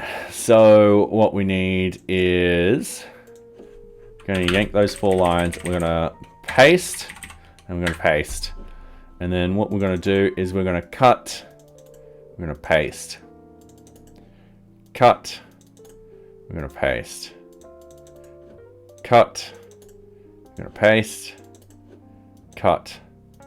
And we're going to paste. All right, sweet. And then all we need to do now is AWS access key ID, sweet. AWS secret key, awesome. AWS S3 endpoint URL, sweet. AWS storage bucket name, sweet. And that's the blob storage is done. So now we go back to our H2. Actually, no, H3. It'll still be a H3. And we go database. Actually, I lie.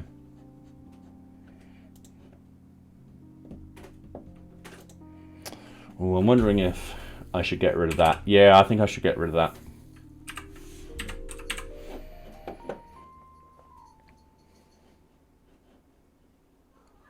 Yeah, I know socks. I know that. Sorry, socks is meowing. Alright, so now we've got our databases.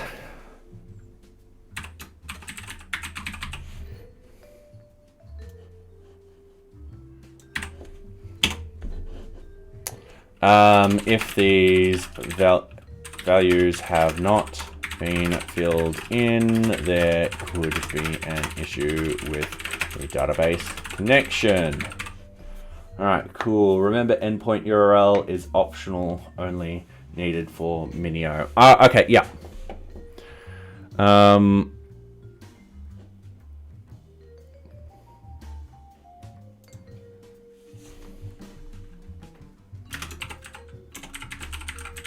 Cheers. Thank you.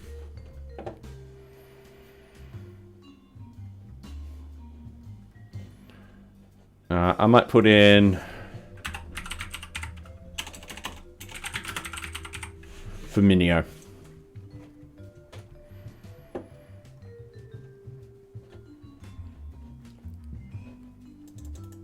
Okay, cut that out.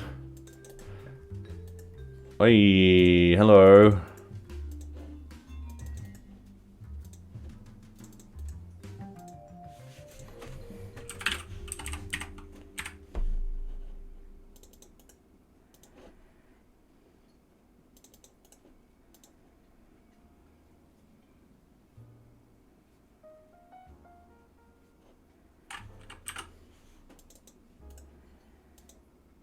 There. All right.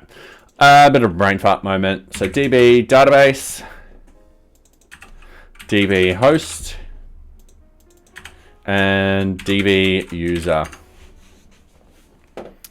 Okay, cool. So we're gonna delete that. You go back up to the Azure one. Just because I know I've got to yank 29 lines, so I can't do the math on that yet.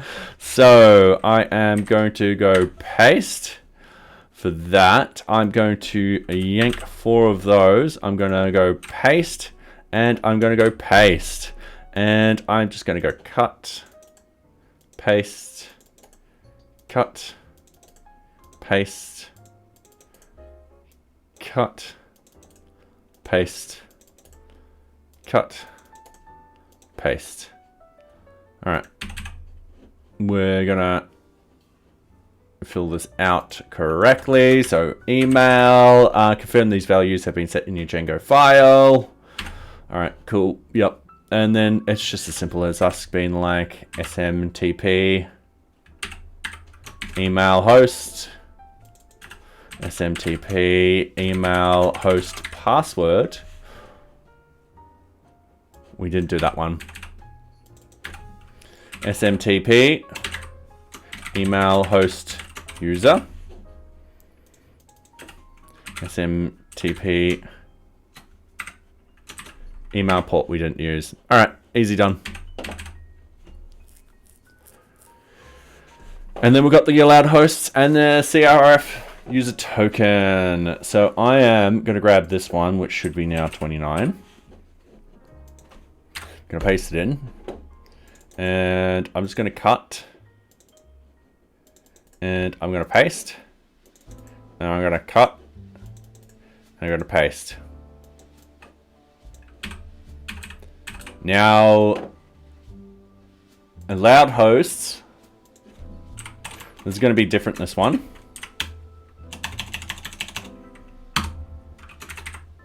So v4 var single host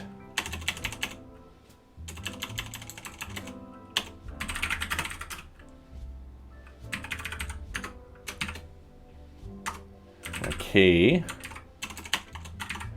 equals single, that's self, and we're just going to write in single. And we should have something like that does each line. And then what we might want to do is we might want to do a line like that. And we're going to do the same thing here.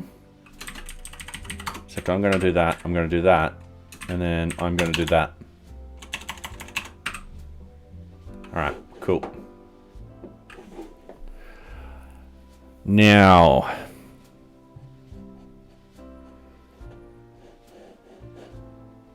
let's see if this renders.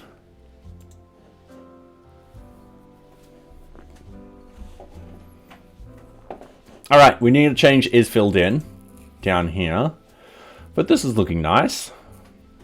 I might do 80-20 for a lot of these. That's as simple as going up here, and I think it's just width 80%. Oh, they've gotten rid of this, haven't they?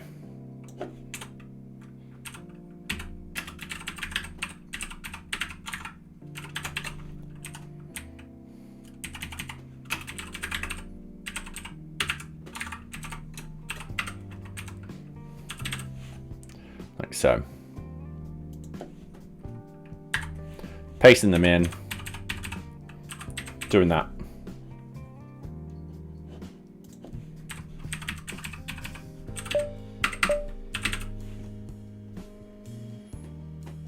And for this, yeah, this is the same.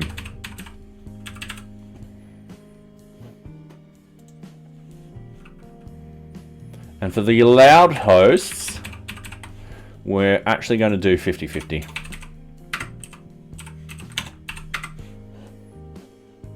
Wait for it to compile. There we go. Perfect. Don't know if that's not a render toasts failed.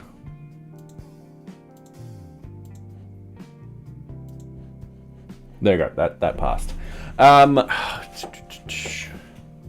Allowed hosts.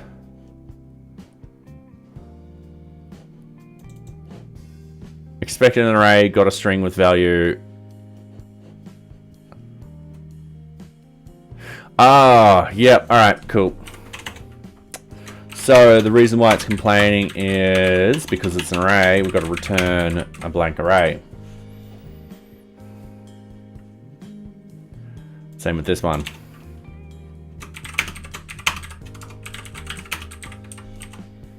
Done. So that does that, that does that. We've got is filled in. That shouldn't be is filled in. That should be values. I don't know why this is. Do we have AWS S3 endpoint URL?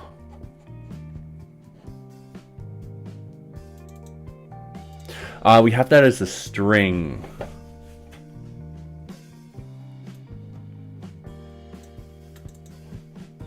Yeah, that should be a boolean now. We decided on a boolean, didn't we? Yeah.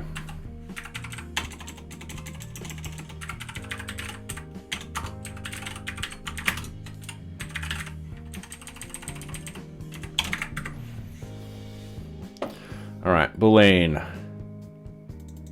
That one is meant to be an array, so that is got to be return that, like so. All of them are booleans. That's a string. So they're all false and all that kind of stuff. Great, sweet. We've got something running. Oh, I didn't realize how late it is. Is it really? Jesus, it's nearly 9. Been streaming for 2 hours? Oh, wow. Alright, I have not realized I've been streaming for 2 hours. Did I have a nap? Alright. Brain, stop being so shocked. It's just I didn't think I've been streaming for that long. Okay, cool. So in here, we want to copy all of this. We want to paste it.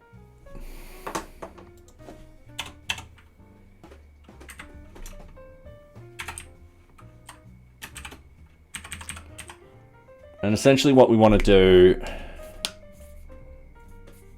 is determine if something's in. All right, so Django.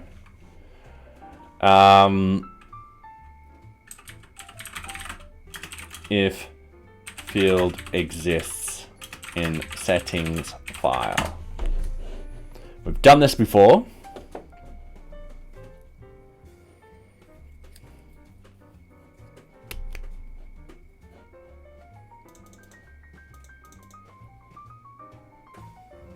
And it's just that.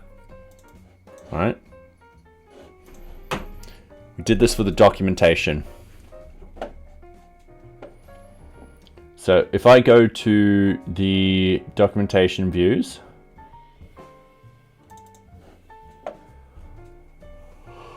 in here, sorry, we have the init. Tell you what.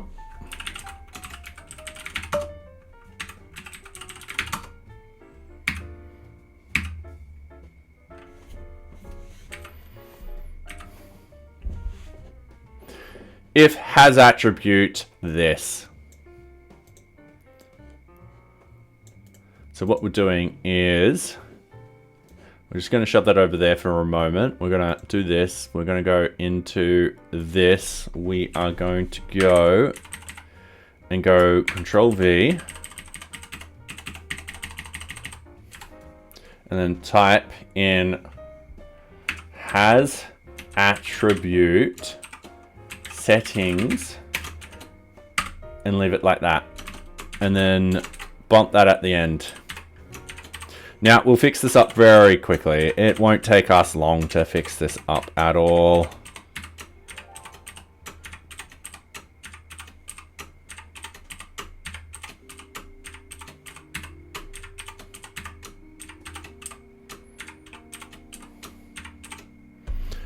All right, so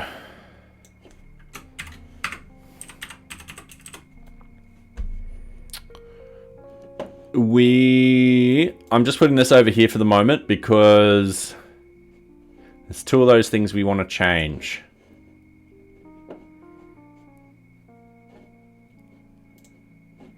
And that is the allowed hosts and the CRS. So I'm going to delete those out. I'm going to paste them down here.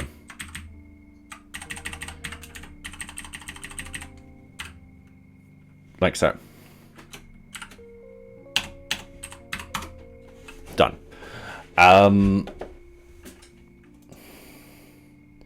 Because I feel like all of this can go in here.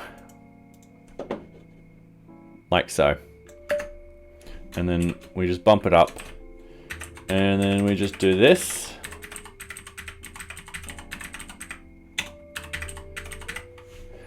And then we type in AWS access. Oh yeah, AWS access key ID. Oh, that's meant to be in quotations because it's a string. Like so, everyone's happy. We do need to get the settings done, so I'm just going to go up here. I'm going to go up here to, it has the Django config.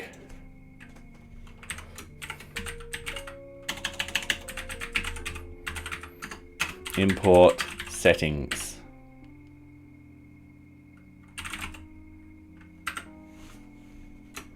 Because I'm forgetting the from. There we go. All right, so what we need to do is we need to just key these in like this. So I'm just gonna do this again. Just gonna, and that way everything's sort of set up. AWS secret access key. I'm gonna shove this all the way over here. Unless I can get rid of that and get rid of that.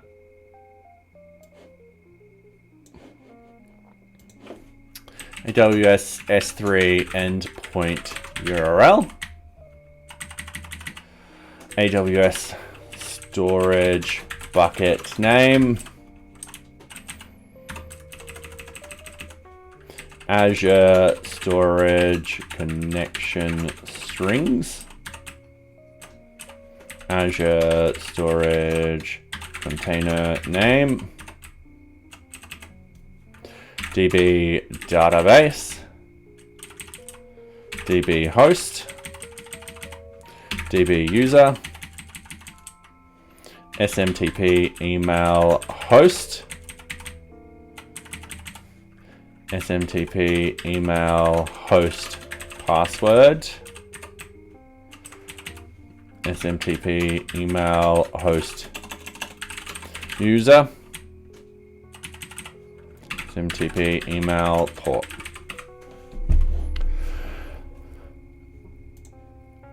Some of those we aren't using, but that's fine. We'll go through and clean them up. Okay, so allowed hosts equals, and this is where we need to get data. So this is where we reference this again.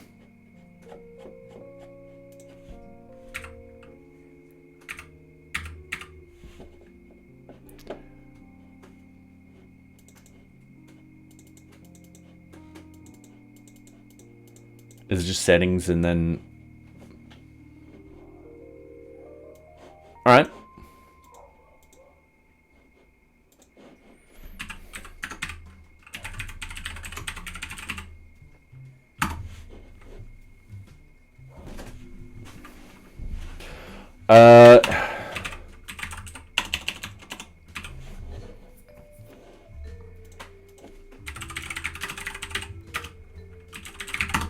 Python split string. Yeah, it's just split.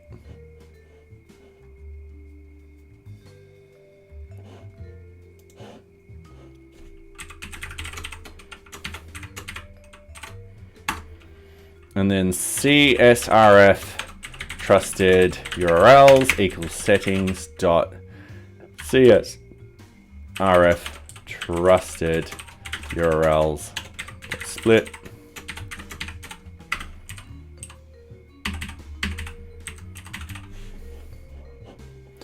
And then we just put them back in. Allowed hosts. It's going to be allowed hosts. And then CSRF trusted URLs. It's going to be CSRF trusted URLs. All right, cool.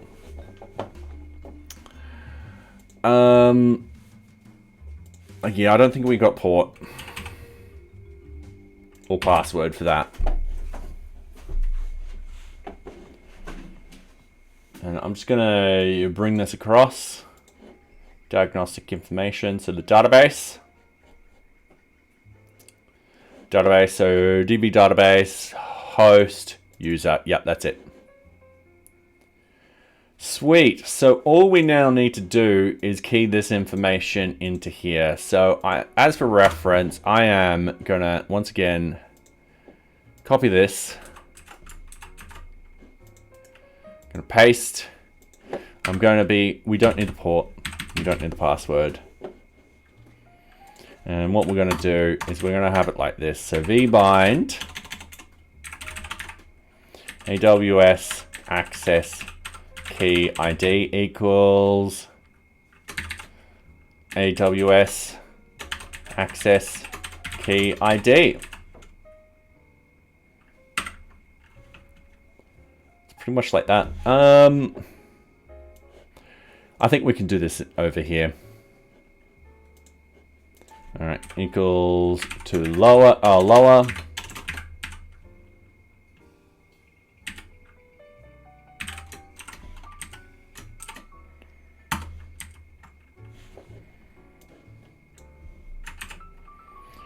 All right. I'm going to copy this and we're going to paste text.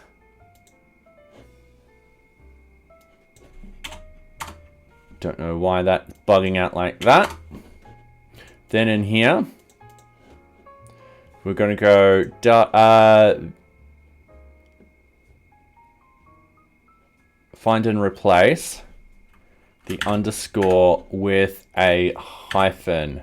We're going to replace all. We're going to close that. We're going to close that. All right, sweet.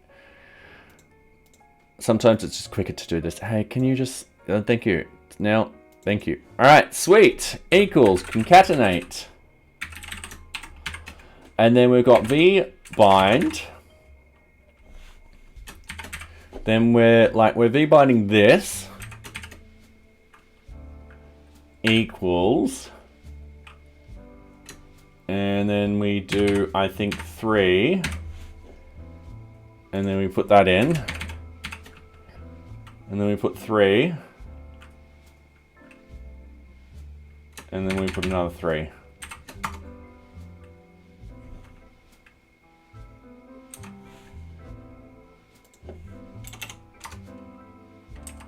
There we go.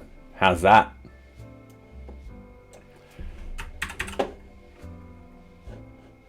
And then all we do, we just paste it in and amaze everyone that instead of doing 10 hours of typing, we just do Excel. Now there's some in here that we don't need, so we don't need the port and we don't need the password, and we just get rid of those. But otherwise, we forgot to do the those brackets. Oops. Shoot.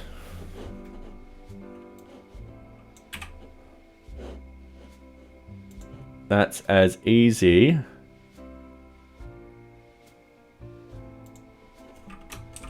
as doing that.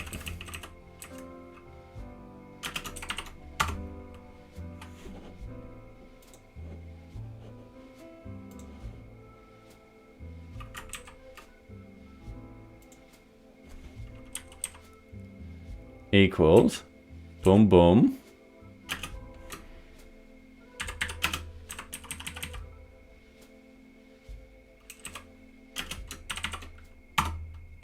There we go.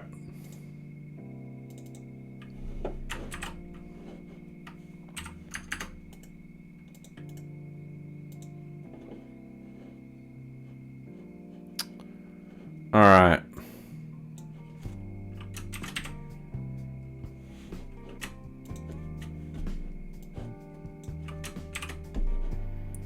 Now, there's a couple of mistakes. I know I made a mistake in here. I'm just going to fix it up. That should be at the end. Yeah. Yeah. All right. I'll quickly fix that up rather than doing the Excel thing. I'm just exhausted. So, yeah. All right.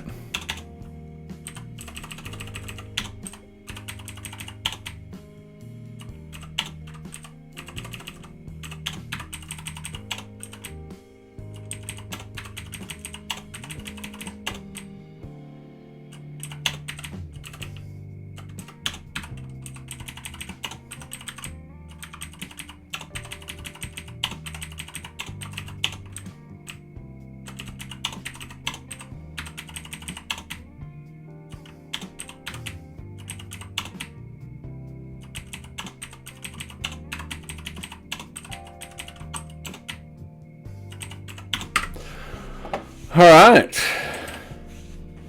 Cool. Let's test this. Oh, not new project. Here we go. Let's go refresh. Ah.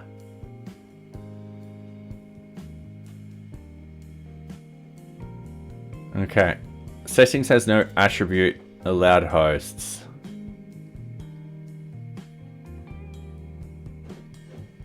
Okay.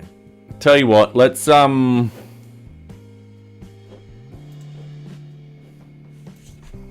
just comment them out for a second. Allowed hosts equals unknown.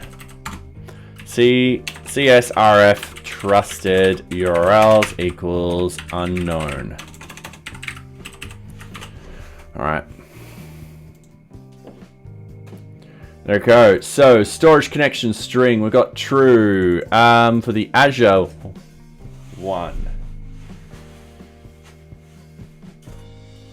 Azure storage container name is false.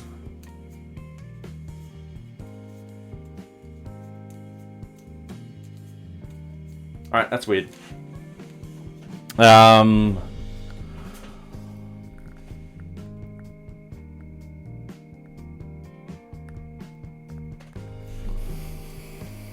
Falses for all of those. And false for the database stuff. Oh god. I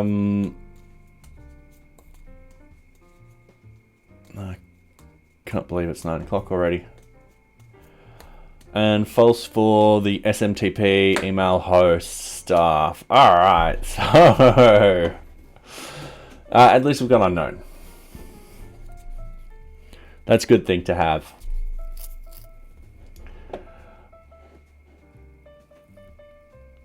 I might also put H3s in between everything to split it apart.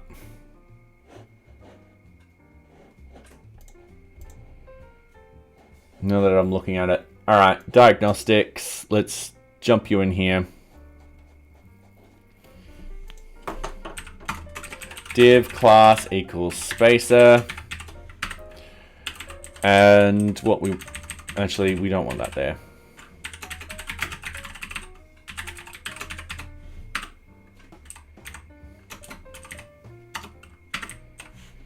And then we need to go down here. And we just add in a HR.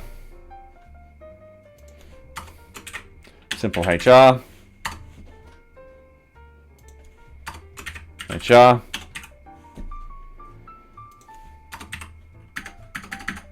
HR. Cool. Wait a few seconds, hit refresh. vbind AWS equals, ooh. Alright, no, I've spotted something else. We haven't converted those trues.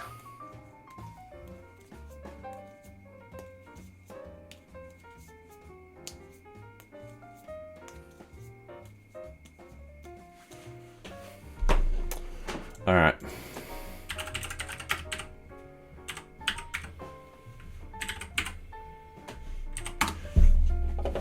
Ternary. All right, let's see.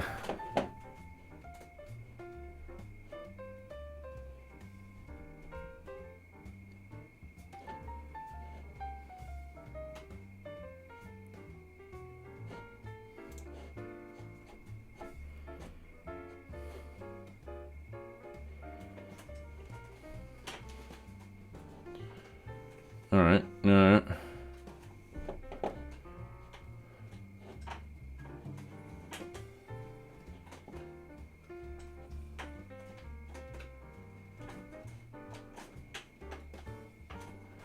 All right.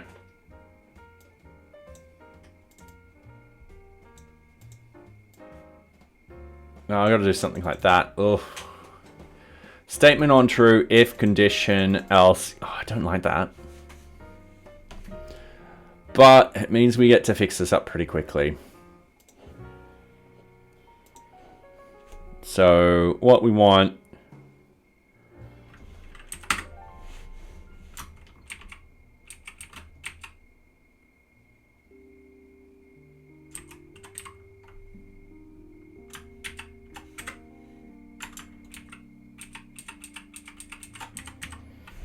Okay.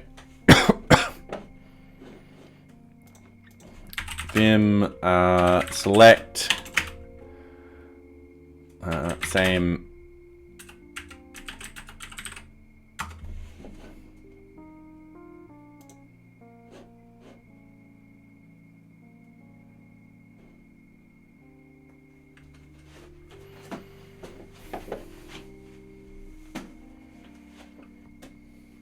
all right. Can't do that. True if that, else false.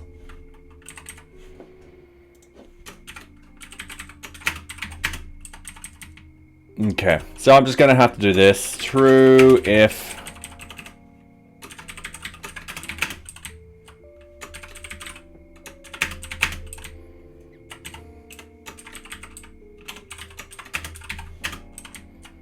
this looks disgusting. Not gonna lie. The smells of this. Oh.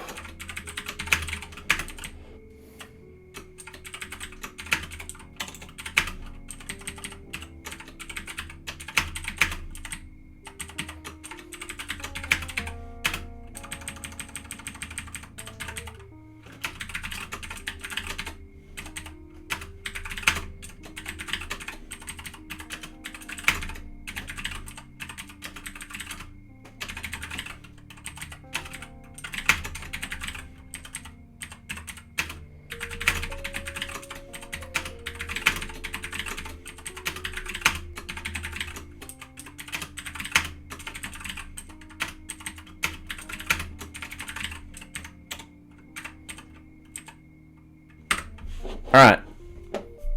Cool. Wish me luck.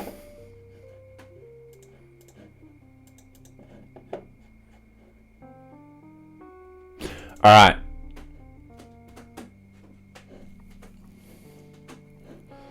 Now I need to, on this, sorry, this, actually have them in single quotes. It's annoying, but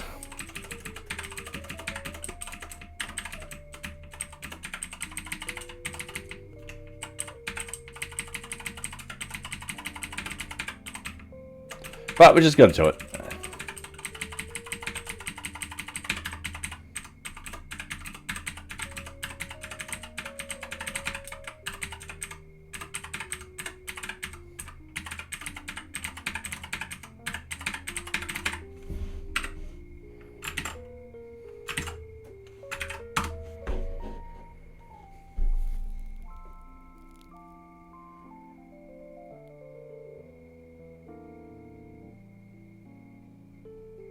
Alright, view page source. This is just going to be quicker this way.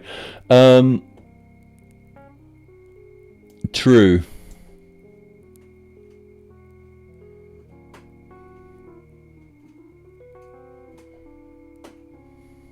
Oh, we got it twice.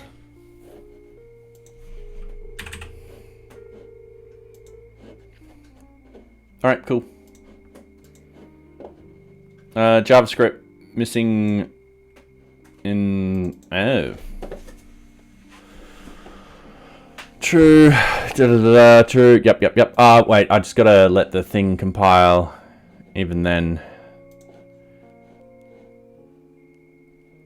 Allowed hosts. Okay.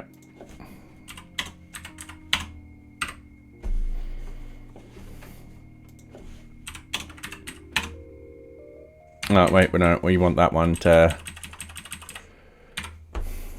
Allowed hosts, CRF tokens. That is an array. We don't want that. Alright, cool. So if we hit reload, wait a few seconds, hit reload. Maybe a bit more.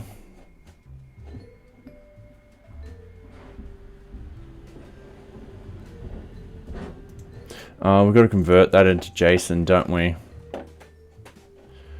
Alright. ADOS, access key ID, expected boolean, got a string. Yeah, alright, yeah. So just wait.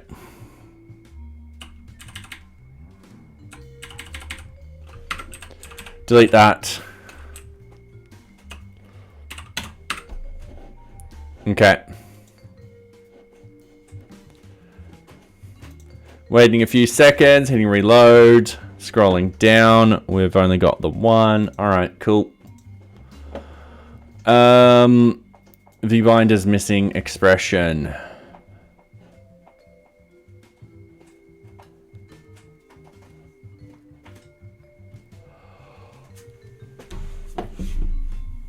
Don't know yet.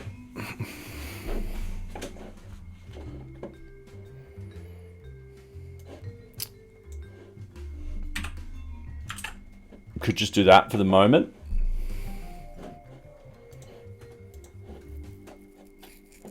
Alright, cool. We've got the... I'm just making sure the network is deleting everything. Yep.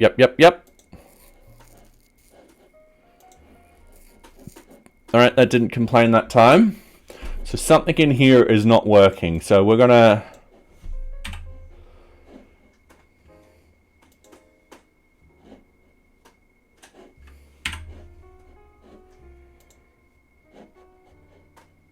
Okay. VBind is missing. Oh, do I have email port? Host password. Yep. All right. What I've got is extra fields in here, which I don't need.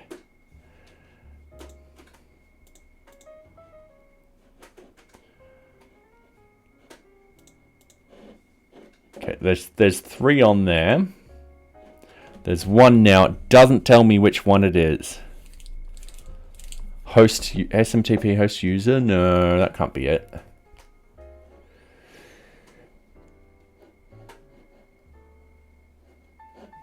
All right. What am I including that I don't need? Let's have a look.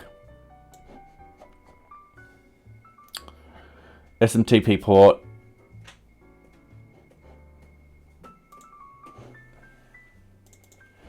Email port.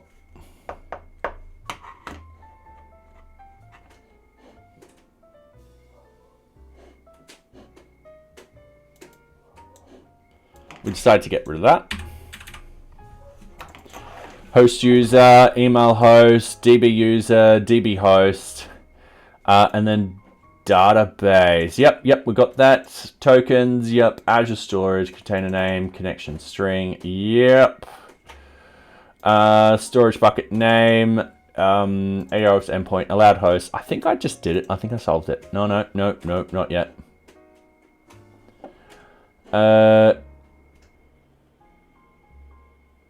Allowed hosts.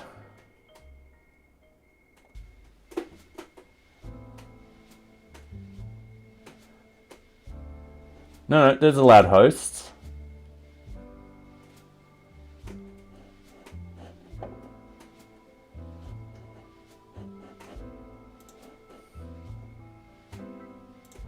There's allowed hosts.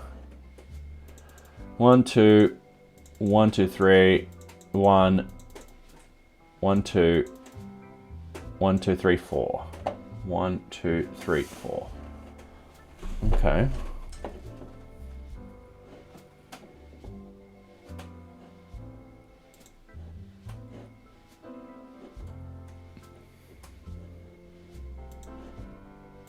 Is missing expression. Okay, 1, 2, 3, 4, 5. Oh!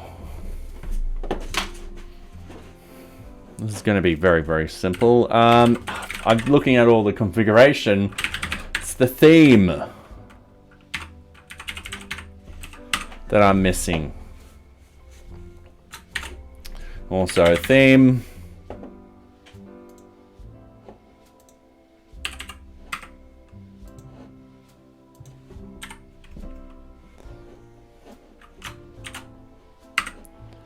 And then the get theme is just importing that. And then this will just be theme. That's it. Waiting a few seconds, hitting reload. Might take a few more than just a few seconds. All right, theme. We've got theme coming through now.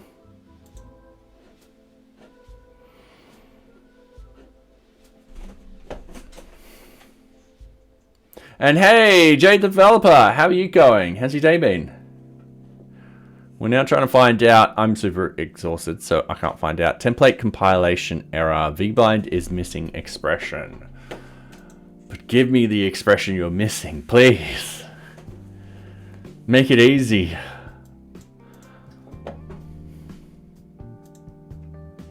All right, diagnosis information props. We got it filled out. We've got AWS, that. 1, 2, 3, 4 AWS. All right.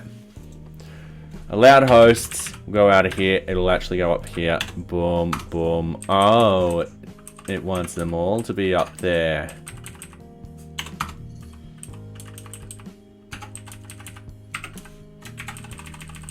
Fine.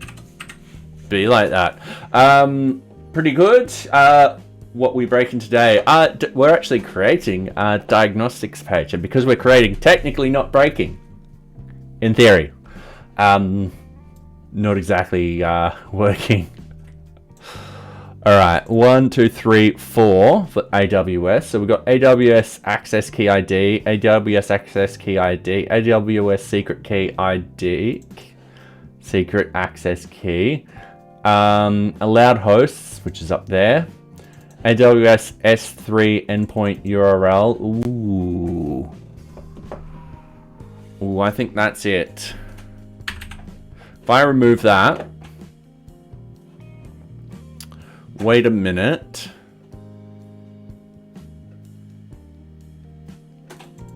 And then I hit reload. That's not it. All right, undo. What's the next thing I could do? I thought that with the 3 in there, I would need to do something, but no. All right, storage bucket name, connection string,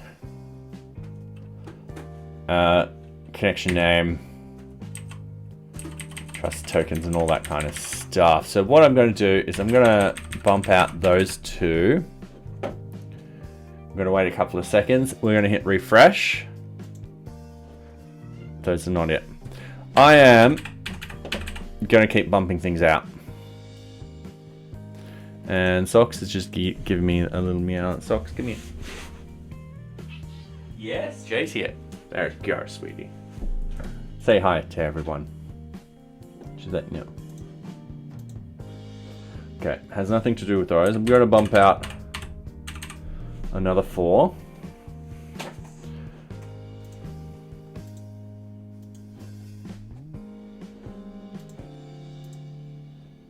All right, cool.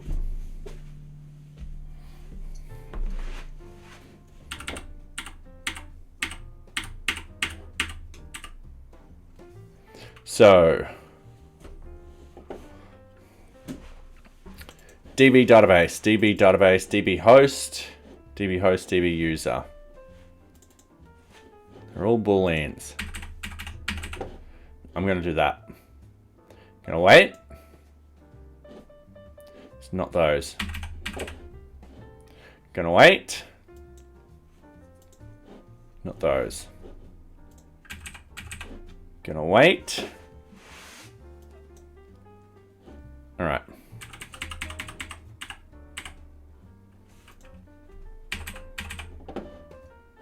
Gonna wait. So you better make sure.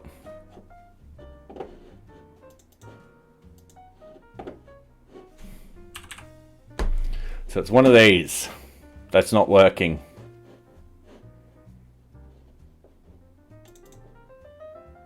So what I'm going to do is I'm going to delete it. Azure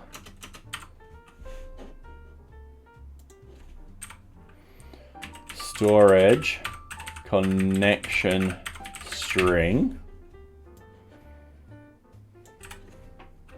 Azure storage container name. I could have had a spelling mistake in there.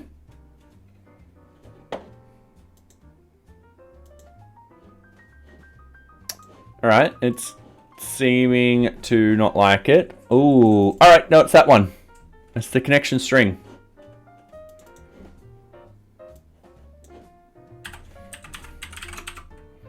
Azure storage connection string.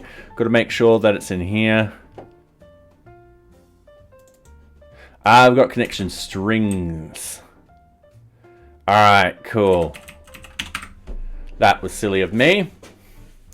So if we hit reload, everything should fall into place now. We're going to hit reload. Boom. Property light was accessed during render, but not defined on instance. We'll fix that up in a second. So now we've got the Azure connection strings. Those are both false. These are all true. The database stuff I need to fix up, but we can play around with that, can't we, Socks? She's like, nah. No, get off my laptop. Freaking trying to raid someone again. She has done that before. She's clicked on the raid button. And I was lucky to get her away from it. So yeah, she knows you're not allowed up there. Freaking trying to cause trouble. Alright, no, because you're going to do the exact same thing you just did. Okay, so. No, you can't be trusted, sweetie.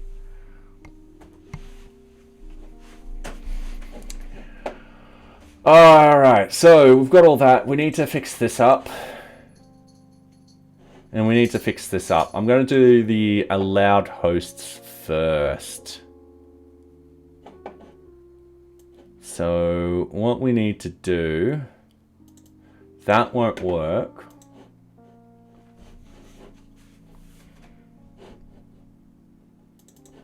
Because we should be pulling in settings.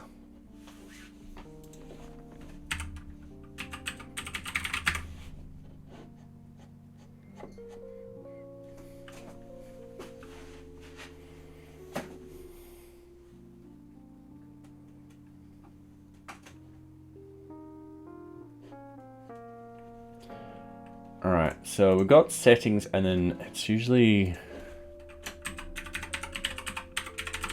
something like that. I'm just going to go over to our setting file. So that's under the local.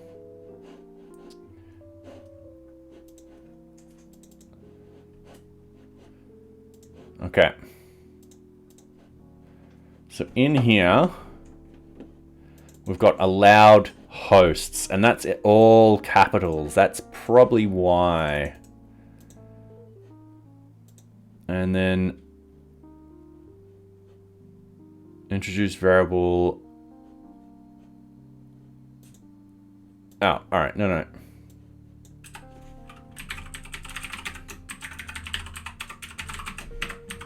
should be like that. And then it should be dot split by that. All right, and then settings dot csrf trusted URLs dot split once again by that.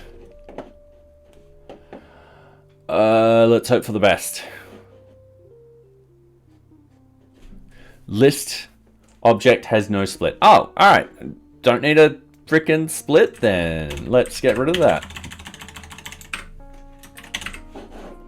Cool. Gonna refresh. Settings has none of that. So what I want, CSRF.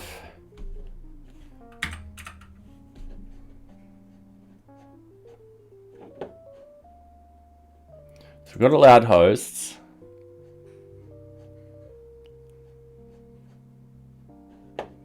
Okay, allowed host is one of those things that you have to do, but this particular one you don't have to do. So what I'm going to do is I am going to put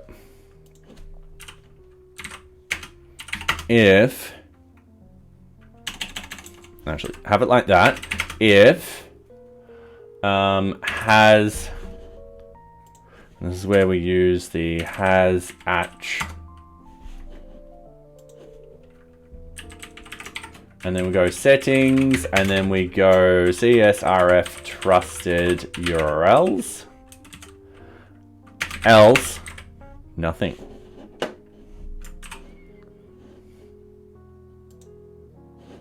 And there you go. Ah, and it does have them. It was just being a pain. All right, sweet.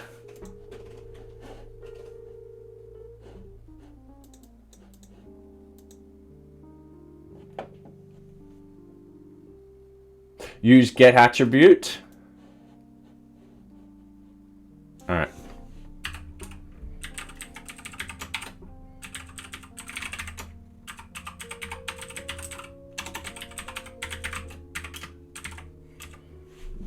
Like that. Expected type string, got a list instead. Ooh. I don't think that will work.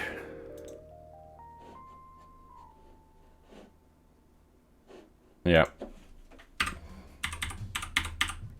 No, that just works. There you go. All right, default localhost. Oh, I don't know why I've got that one in there. I think that's from when I was playing around with stuff.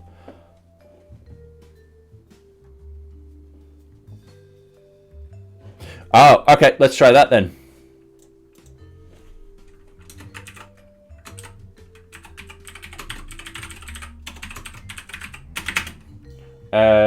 Get attribute object is settings, and then we want CSRF trusted URLs, and then we just want to send back a, and then we just wait. And it looks like that's working. Sweet! I should have used that down here instead of all of this. Yep. Actually, no, I needed to actually convert this to true. So I needed to do those. Yeah, don't worry about that. That's just, we'll ignore that's there. All right, so we can get rid of that. We can get rid of that. So diagnostics pages is coming along. We just need to be with the database stuff, which, if we go into, into the settings, I am absolutely lost at the moment. I don't know how I got work done today. All right. Databases.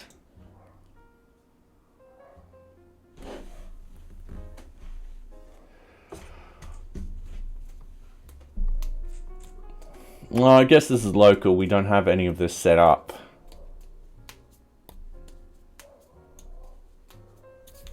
All right.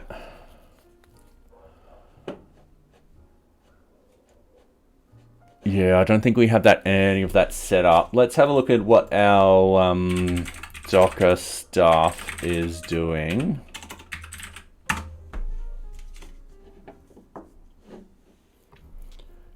could do string has. Oh yeah, that would work. Give me a little while. I do want to double check this first, and then we can clean up that code, because yeah, the Durinaries in Python, I don't like them.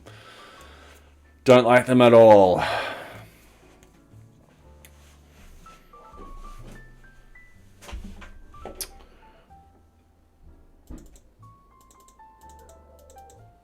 I don't think I can get those values, but I can get the OS environment.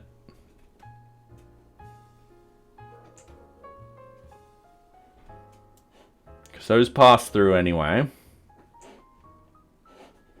Yeah, it just... It's like, okay, here's the variable.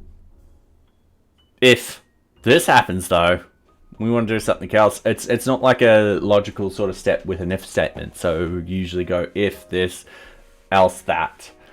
So at least like in .NET and PHP, it's like it follows that sort of logic. If this, then that. And with this, it's like this, else that. I'm just like, All right, so the one thing is, now I could get this to work very easily. What I could do is I could put these as variables and then declare them outside of this. That will be fine. However, no. We could use the OS get environment if it doesn't equal null and stuff like that, but I don't think that's going to work.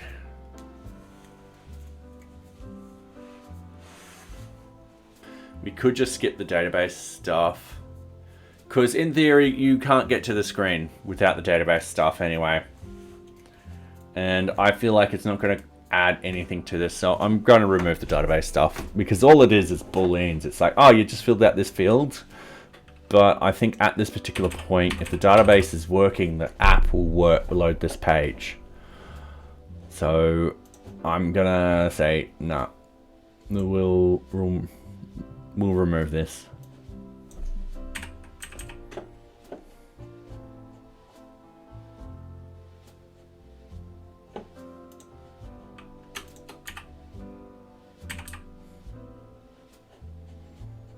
So the email stuff is useful and so forth like that. But yeah, I don't think the database stuff is.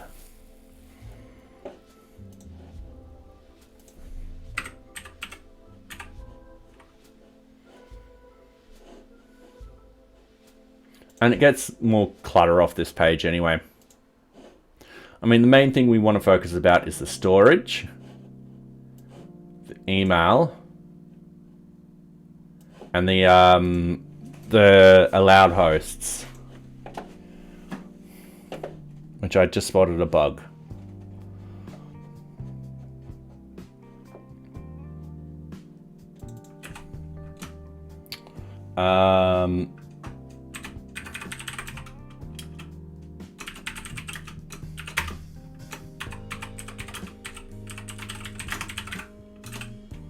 Alright, cool. There we go. Perfect. Alright, and yeah, I think that shrinks this down quite a bit.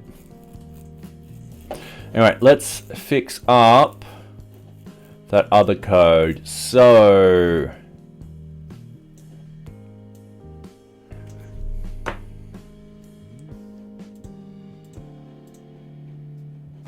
let's do a find and replace. It's going to be 10 times zip quicker.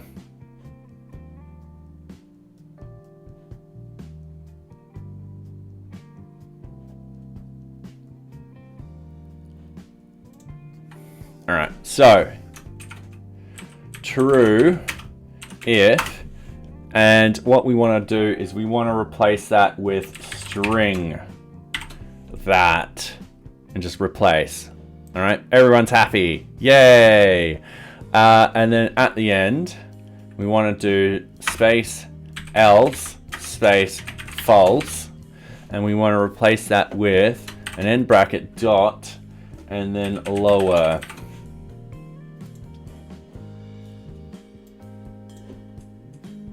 Is that meant to be a capital string?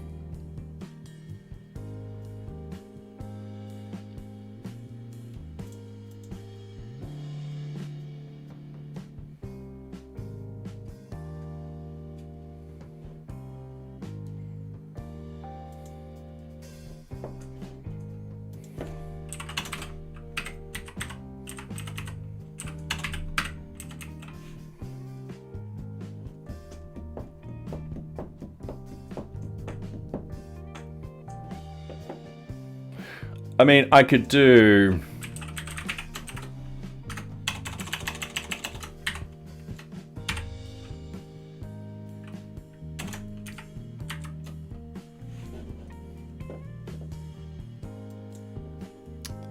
And then at the end, it could be lower.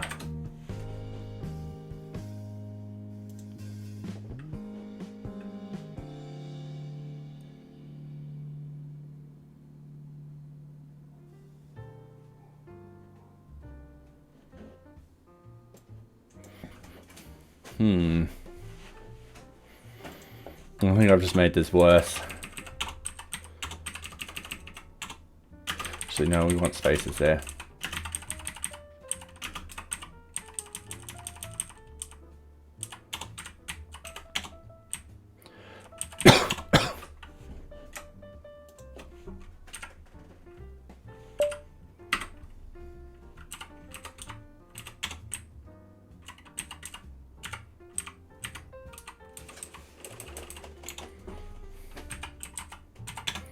Yeah, I think it just doesn't like the double quotes in there, which is fine. We can get rid of that.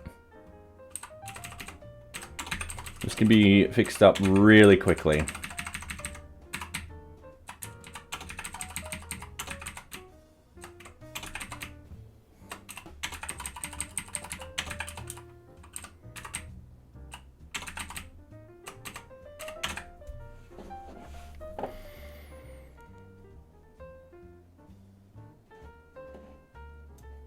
Now, have I forgot the dollars?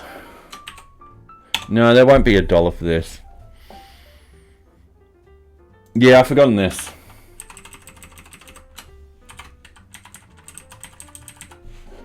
Alright, do this the smart way, not the slow way. So we've got bang, bang, bang, bang. And what we want to do is we want to go bang,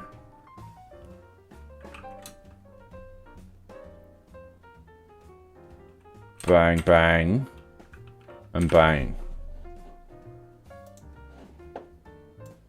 Alright, there we go. Done. Now that should work. There we go. Perfect. I like it. It's easy. Famous last words. Alright, so that's done, that's done.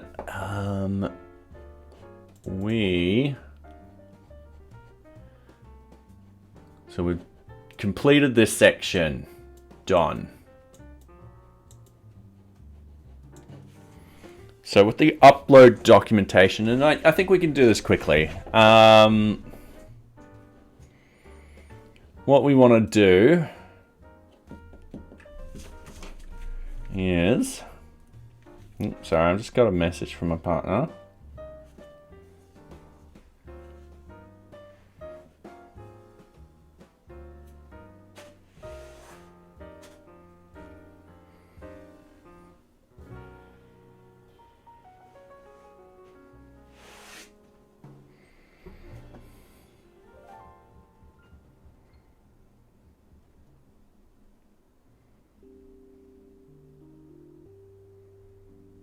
Okay.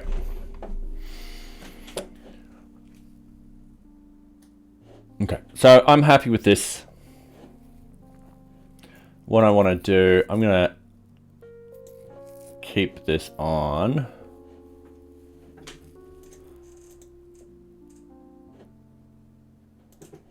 Access keys.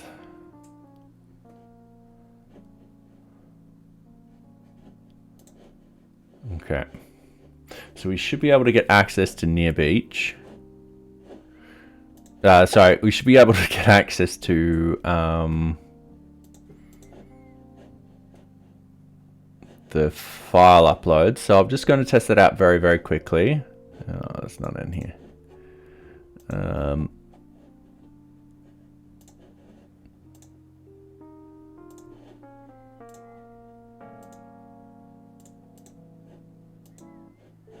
No. Okay, this is going to be a pain.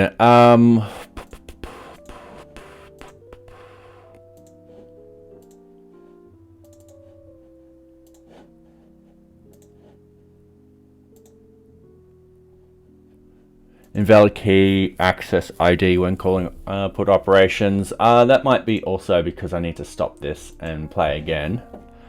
And ensures could access denied. All right, Nocturnal, are you still there?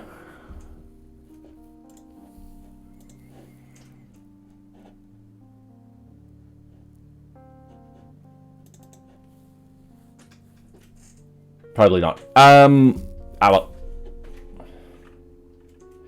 we can start writing some of this stuff out at least. So I'm going to close all of those tabs.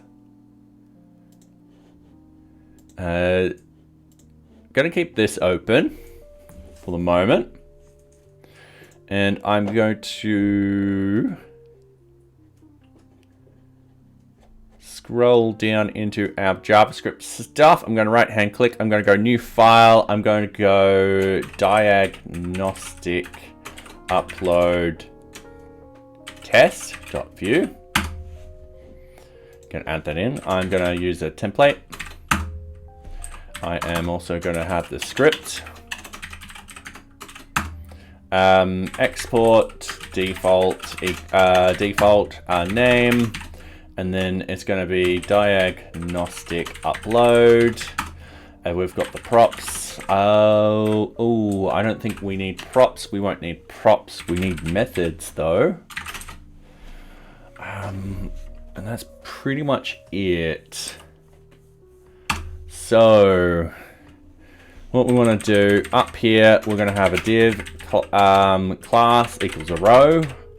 Simple as that. Div class equals col md4. We're going to have a strong upload document test. We also need data.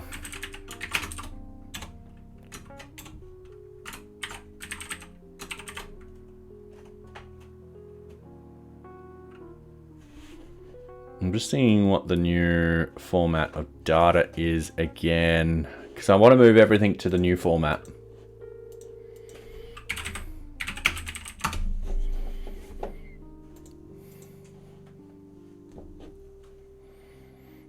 Yep.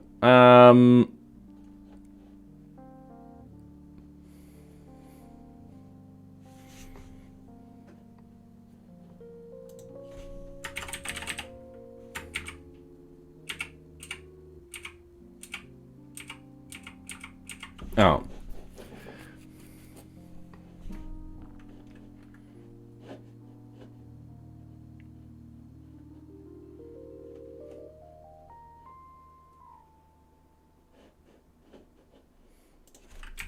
Yes, local data.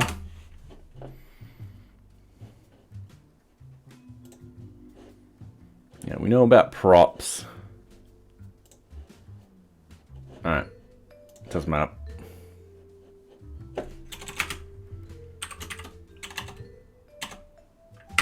Doesn't matter. All right, we'll just use the old.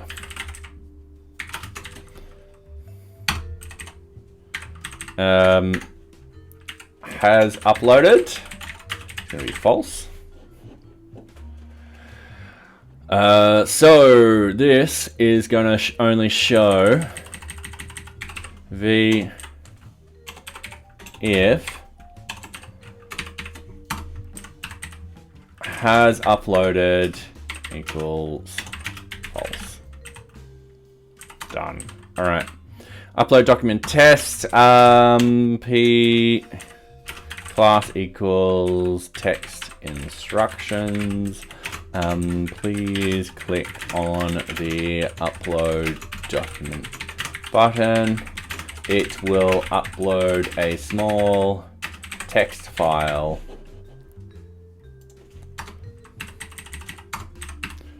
to the blob storage.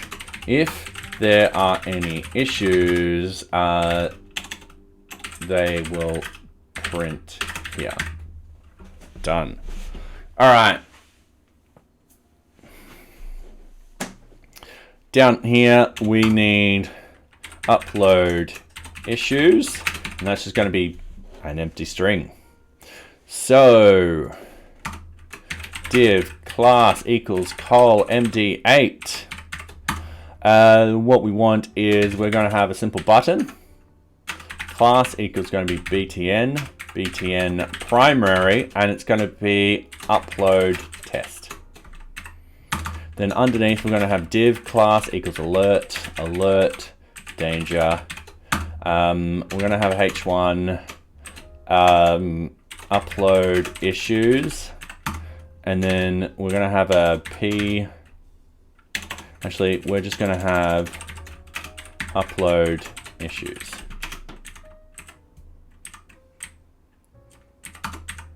And then we're going to do this. V if upload issues does not equal that, which will be fine. Okay, when this is done, we'll have a div else, velse, sorry, with a class equals row, and we'll have a div class equals col md4 strong test download, and then p text and class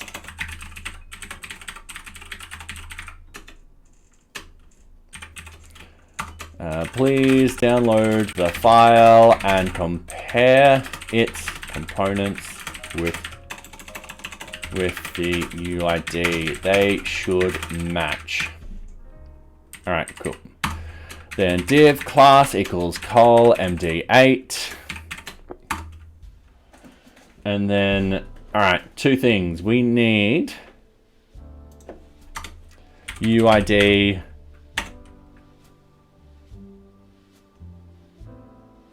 verification, and that's just going to be like that for the moment.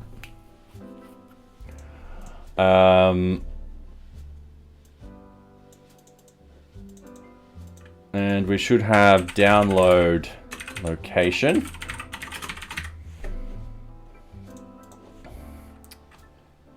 So we're going to have a P right here. Please download the file here.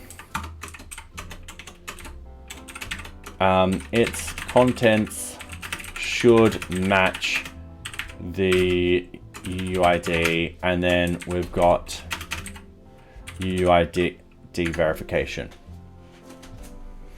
All right, now the here, that should be an A. Href equals download. We need a vbind download equals download location with a target of blank. All right, so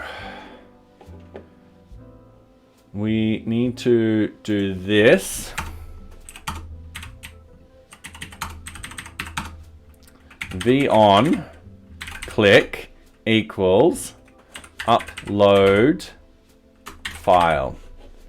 That's all we need to do at the moment. So upload file.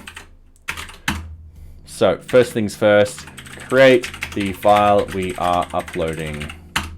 And it's just going to be, this is where we need to sort of reference other code.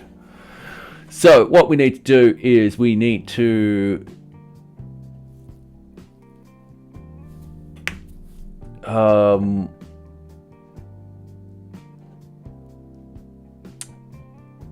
go into modules, go into wizards, go into upload document wizard. And we're putting that on the right. And we're scrolling down. Sweet. Alright, so tired. Upload file. So we've got the const data, form data set, yada yada yada. So the document is going to be the model, description model, data to send, document, yada yada. Alright, current folder. Alright, sweet.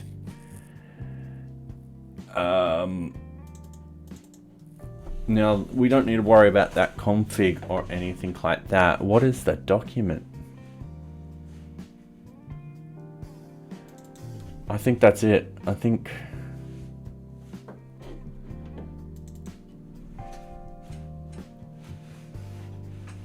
Okay. So, upload file. Create the document we're creating. So, we're going to have document. So const document, alright, create the UUID.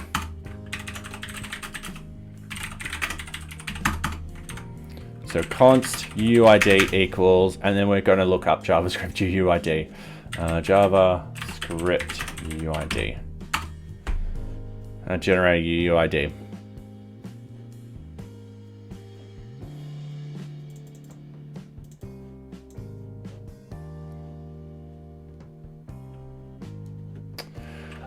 Edited the 23rd of the 3rd of the 3rd to reflect the latest best practices to produce an RFC 4122 compliant UUIDs. Crypto random UUID is now standard on all modern browsers and JavaScript runtimes. However, because new browser APIs are restricted to secure context, this method is only available page served locally. Localhost or 1270, so localhost or over HTTPS. Alright, so we're forcing people to do HTTPS. For readers interested in other UUID versions, generated UUIDs on legacy platforms or in non-secure contexts, there is the UUID module. It was well tested and supported. Following the above method, there is a method based on the original answer. I'd rather not include a package if I've got it natively. So if I open up the console and I go crypto and random UUID, that's perfect.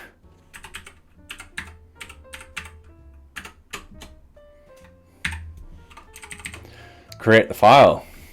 All right.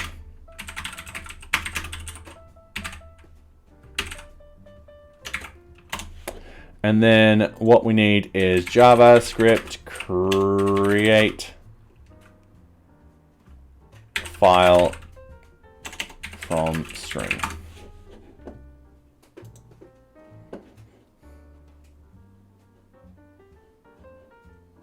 Convert your object into that. If you don't want it to be formatted nicely, remove the undefined too. Yep, that's fine. Create the download link. Blob equals new blob.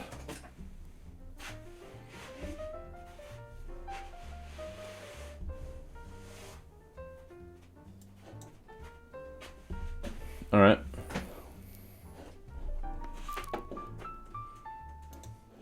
There's the blob.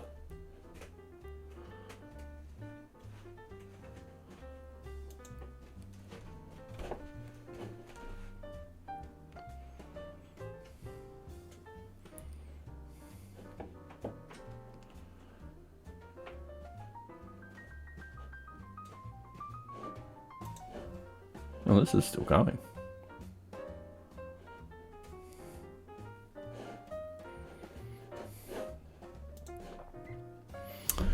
All right. Whew. I did have a Stack Overflow before, but I shut it. So Axios create file from string. How to create a file from string and send it via form data. All right. So, well, the problem was less the buffer than the form data. The API required data to have a file name, which it automatically had when read from an actual file. All right, cool. So when I created a buffer, I needed to add it manually. So the final solution is this. Let's just copy this. Let's just paste it in here and reference everything. So we've got the document. Now, buffer.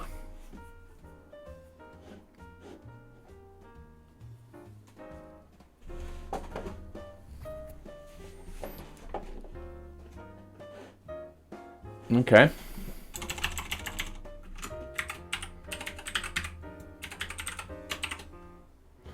And then UID. And then create the form data. So const form send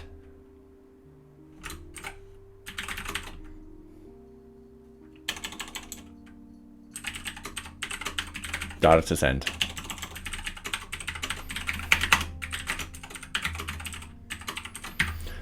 All right, you can tell I'm struggling. All right, so we've done that one. You created the thing, and then what we need is data to send dot append. This is where we'll have document. Document. We'll have it like this. And then they've got the document itself, and then they've got the description. So we'll have a file name, and that's going to be diagnostic upload test.txt.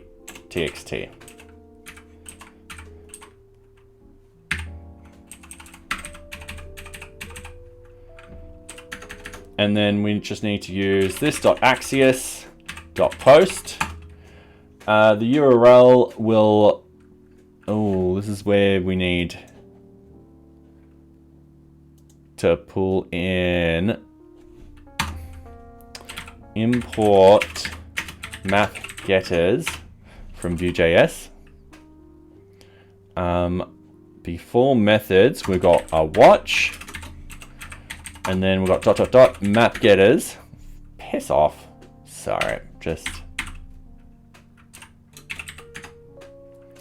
got a thing. And then we've got root URL is get root URL. Now, do we need a static URL? I don't think so. So it's going to be like this. It's going to be like this, and it's going to be root this.root URL. Then it's going to be diagnostic information upload test, and then data to send. Now, because it's such a small file, I'm not going to add in this config progress. I don't think that's going to be ideal at all. Just because it's going to be a kilobyte or two, and it's not going to be much data. So yeah, I think we'll leave it at that. What we want to actually state, however, is this then response, and then here we need to get the data, fill out where we can find the file to download. Ooh, wow, you made it all the way up. Usually don't, usually fail. Sorry, Socks has come back. Usually she misses getting up high enough. I think she's learnt her lesson. She needs more power. Isn't that right, sweetie? Alright, so we'll do that. On a catch, we'll get the error, and we're tell the user the error, or show the user the error. Smiley face. And that could be because something's not working. So at the moment, if we actually try and upload something, so if we go to project information, you can see invalid access key and all that kind of stuff. So we want to send back that information as best as possible. So when we haven't, essentially when we have a problem with the backend, we want it to be like, hey, there's an actual issue. Anyway, I am probably going to call it here. We have done quite a lot. Let's go rate someone. All right, we got Prismatic Div. Yeah, let's rate him. Good. That's good enough. All right, cool. So that's right. Sweet. Anyway, thank you very much everyone for coming tonight. It has been great. We are getting this diagnostic page up and running. Hopefully over the weekend I'll be able to do a little bit more of it to get this upload feature working. I need to figure out how I can pass through the errors properly, because I think we just get a 500 issue. But if we're out of debug mode, but we'll figure that out. It shouldn't be too hard to actually figure out. Anyway, thank you very much. I do hope you enjoy Prismatic Dev. Alright, so Squishy Boy is sample trample.